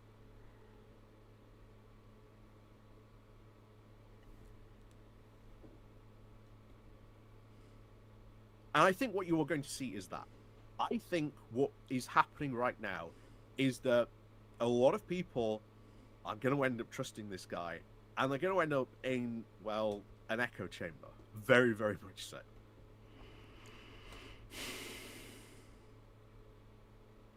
Okay, so your point is that you think in the future it'll fuck up, okay?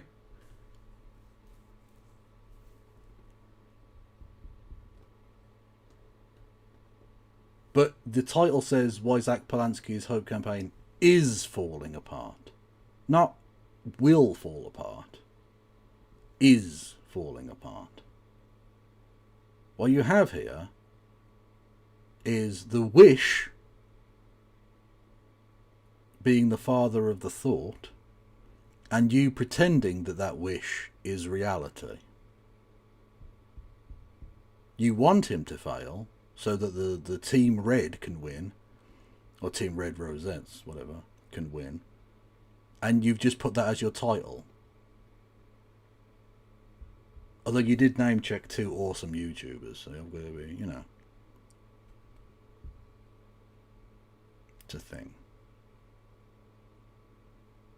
Kev really should take off the tribute hat to BHM. No, if anything, it makes me want to wear it more.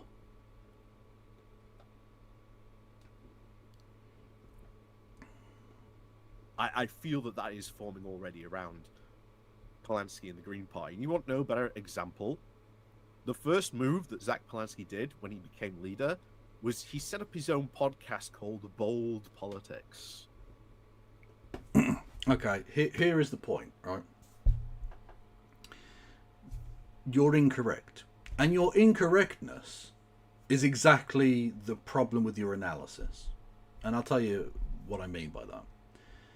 The first thing he did upon being elected was actually go to a group of people who work with migrants in London, people who are newly arrived people, in order to show his solidarity with migrants and to stake a firm position that he is pro-migrant and he's not going to play into the kind of bigotry we've seen mainstreamed in British politics.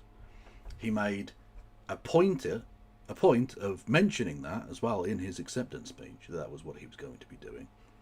And therefore, that's one of the differences between him and the party you are a member of, who are pricks. So, not only are you wrong that he didn't set up his podcast as the first thing he did, not there's anything wrong with that other than, oh, podcast, which is funny, but like, yeah, whatever. He's having good conversations. It's all good. But he actually did do a thing which is policy related and real life related, because he went and met with actual people. And that's your problem, is that you just see this as like a social media nonsense, where it's just, oh, he was on this program and he set up a podcast and he uniboob fucking rah. Whereas actually what he's doing is like talking to people, communicating, connecting with human beings and winning them round to his positions, bringing them into his political party through good policy, good action and effective communication. And you've talked about none of that. You've talked about Hypnotitgate and, oh, podcast. If you actually went into analysing any of the reasons that he is doing very well and Keir Starmer is so despised they won't even send him to Caerphilly, a place where he's technically the Prime Minister as well, right? Across all of these United Kingdoms, blah, blah, blah, all that bollocks, right? He is the Prime Minister. And yet he daresn't set foot in the place because the already tanking fucking Labour Party will actually lose votes if he goes there.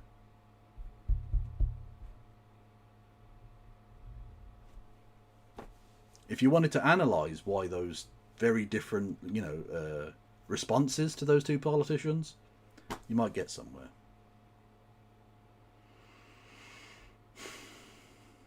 Just saying.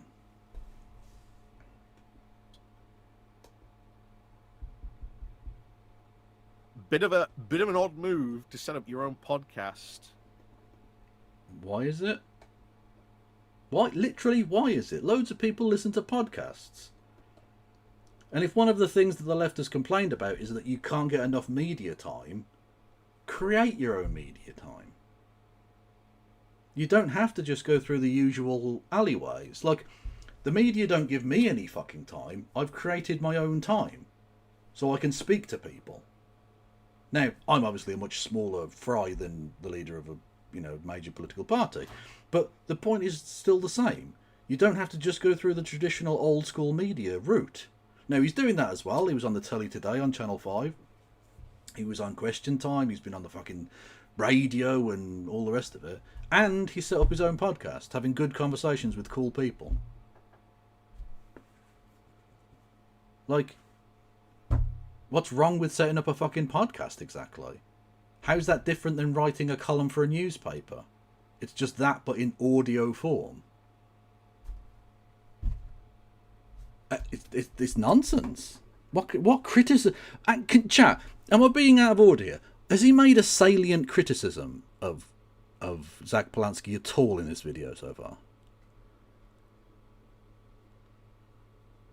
I've not heard a single thing that's anything other than absolute pish.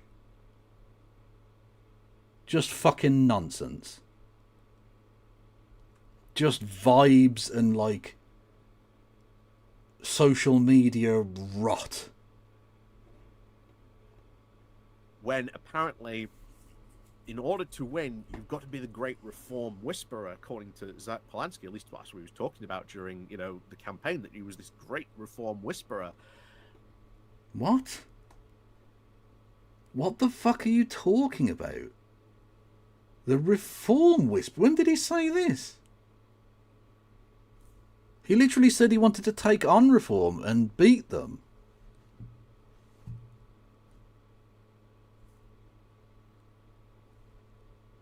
This is fucking rubbish. So, surely now you should start seeing victories against reform. I haven't seen that. I haven't. How many fucking victories are the Labour Party getting against reform? They're taking seats off your left, right and centre. And you're apparently a much larger political party. Although you've stopped giving out fucking membership numbers because of how badly you're doing. You've been aping their policies and they've been stealing your seats. Left, right and centre on councils, in fucking parliament.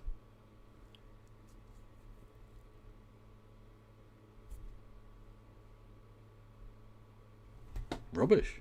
Absolute rubbish. Haven't seen how he's reaching out to these reform people, convincing them that they need to, you know, vote Green Party. I haven't seen that. Stealing plenty of your fucking votes, have I? Lol. I think the strategy, from what I've seen so far, is to abandon the traditional... He's lying about Helena, is that what he said? Don't forget, everyone, if you're enjoying the content, and why would you not enjoy this content? It's fucking perfect. You can support the channel with bits and subs and memberships. Sort of, you know, support the Steve. Super chats and all the rest. Oh my word, he looks like a fucking crazy hobo. Which I know is saying something because, I mean, yeah. Sort of my look, but look at him. He looks like a guy who stands at the fucking bus stop throwing eggs at buses.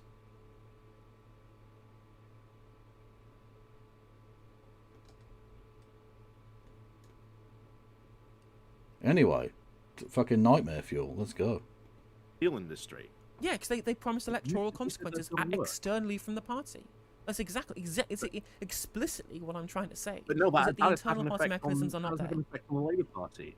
But you've just said that's had an effect on the Labour Party. Yes, it has. Yes, we have to oppose electoral consequences, right? My whole point about not voting Labour and voting for another party is because it's also an electoral consequence, right? It is external from the internal party mechanisms. Who is this other party that's going to win?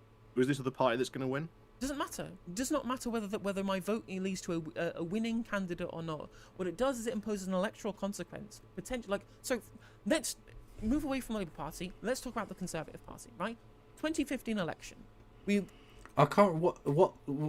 What's he lied about there? I've forgotten completely what the point he was saying. I literally can't remember what the fuck he was saying.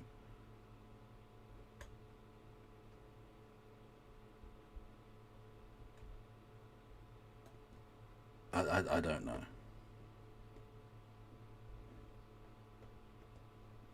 He claimed MTG didn't have an answer. Well, yeah, no, I knew he was bullshitting about that. MTG always has an answer. She knows all of the things. She is the knower of truths. Areas of where the Green Party has been very strong, and instead now focus on the inner cities, which, if you know anything about what happened in Sheffield, how's Zach Polanski going to solve the problem that is the Sheffield Green Party? Genuine question on that one. Oh, okay. Again, smug smile doesn't take us anywhere. I mean, tell us about that. What's wrong with the Sheffield Green Party? Do you want to talk about the Birmingham Labour Party? They're about to get fucking wiped out. Do you want to talk about that? Because I could talk to you about that. Just saying. Because I don't see what went wrong with the Sheffield Green Party also being repeated elsewhere in those other cities. And it's, of course, that usual push-pull between those who live in the inner city versus those who live on the outer city, who want very different things. Which eventually led to mass infighting and, well, the situation that the party's still in because of that infighting. How does he intend to solve that? He's leader of the Green Party. Oh, well, thankfully there's been no infighting in the Labour Party. Ever. It's always been a sea of harmony and bliss. Sorry, what's that? Are the fleas acting up again?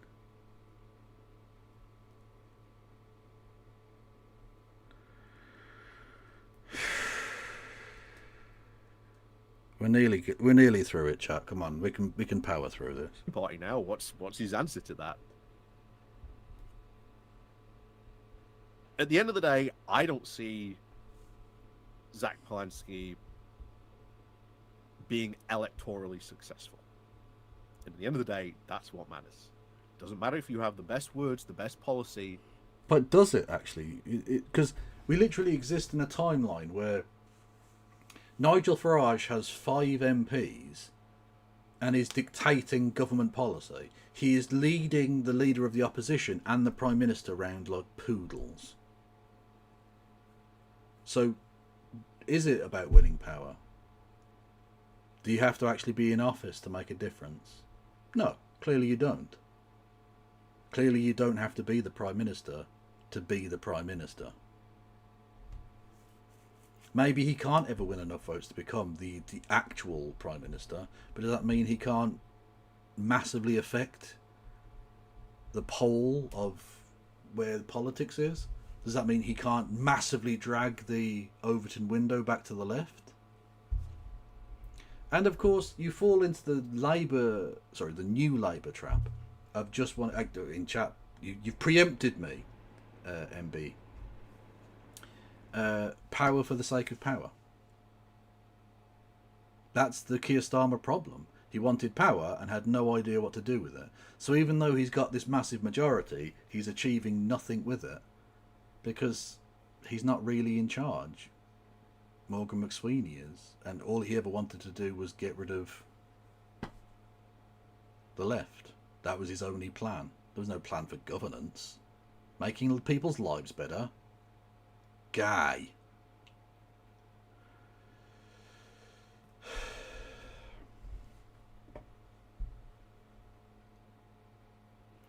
Oh, hang on. What? 45 days till Churchill the genocidal maniac will be 151 years old. That is weird. Everyone go and follow Story Girl. Otherwise I will do nothing. It would be a hollow threat.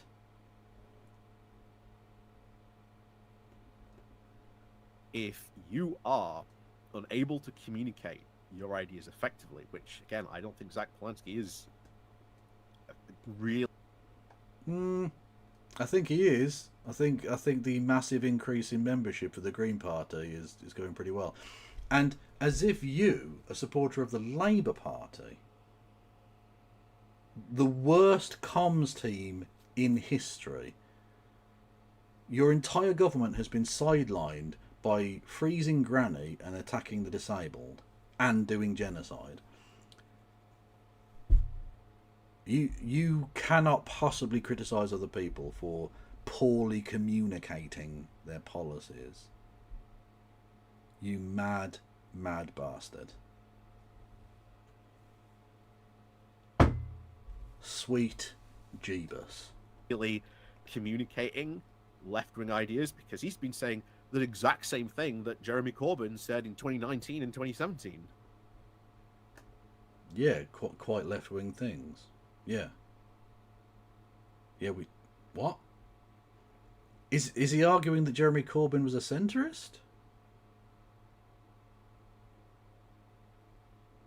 What? Jeremy Corbyn still lost. How is this any different? Well, it would have helped if he hadn't had half of his party trying to destroy him. That would be cool. How is this going to be any different? Honestly, I don't Well, he doesn't have half of his party trying to destroy him, so that would be nice. really see it. Will I be here in a few years and say, oh, wow, egg on my face? I don't know. Maybe. But the way that things are going, I don't see how this, or at least Zach... What do you mean how things are going? They're fucking rocketing up in terms of membership. They're increasing in the polls. What are you talking about? The way it's going, the Labour Party are in line not even to get 100 seats at the next election. Polanski is doing anything different that the left hasn't done before. Okay. So, that's my honest feelings about Zach Polanski. So, let me know what, of course, you think down below. And I'll let you know what I think. Very, very, very, very, very cringe. Very, very, very cringe. Yeah. That. Fucking hell. Oh, chat. Chat.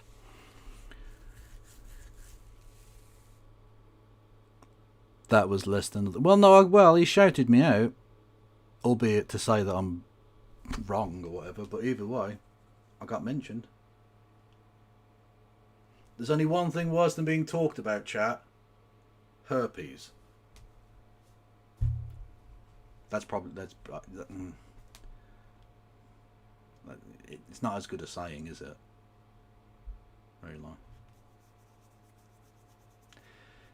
Anyway, hypno-herpes. The only real takeaway from that video is anything is lying. Debate him, I guess. I'll talk to him anytime. I don't mind. I'll talk with anyone. As long as they're prepared to put up with my robust vernacular. Swearing and that. Then, yeah, I'm good. The sound deck is here, or whatever it's called. Yeah, indeed it is. Epic dub.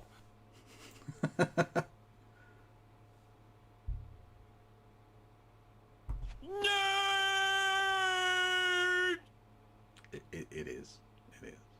I'll add more noises and stuff to it, and maybe some visual, because you can do all sorts. It's not just noises. It's like you can have all kinds of commands. They're called macros. I understand the technologies. I'm like Bill Gates, but I don't have any connection to Jeffrey Epstein. Anyway, would you talk with a patient in a coma? I'd talk a patient into a coma.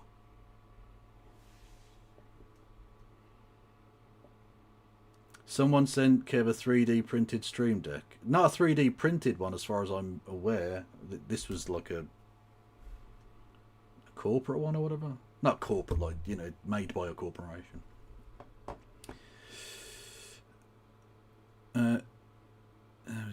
General for zones for the board.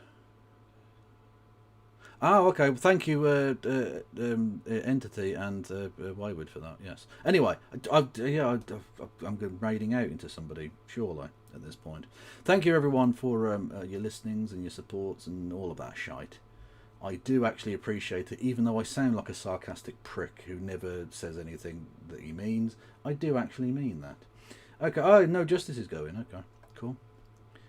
Go over and say hello to No Justice, Marjorie Taylor Greene, who's watching PMQ. So if you were bored by it the first time, be prepared to get bored by it another time.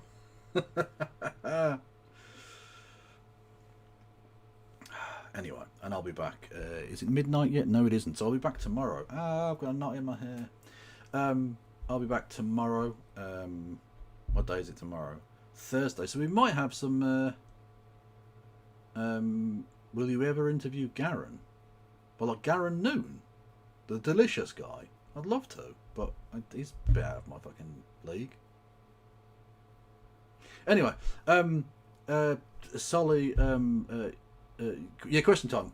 Yeah, that's what I was trying to say. Right, I'll be on tomorrow, probably with question time, but if not, maybe something else. I don't know. Yeah. Oh, and thank you for 5 gifted to whoever that was. Oh, fuck. Vicky Clee, thank you, Vicky Clee, with 5 gifted on the YouTubes. Yes, go and say hello to No Justice MTG, and I'll be back tomorrow. Gonna wait for the 10-second thing to run out. Free Palestine.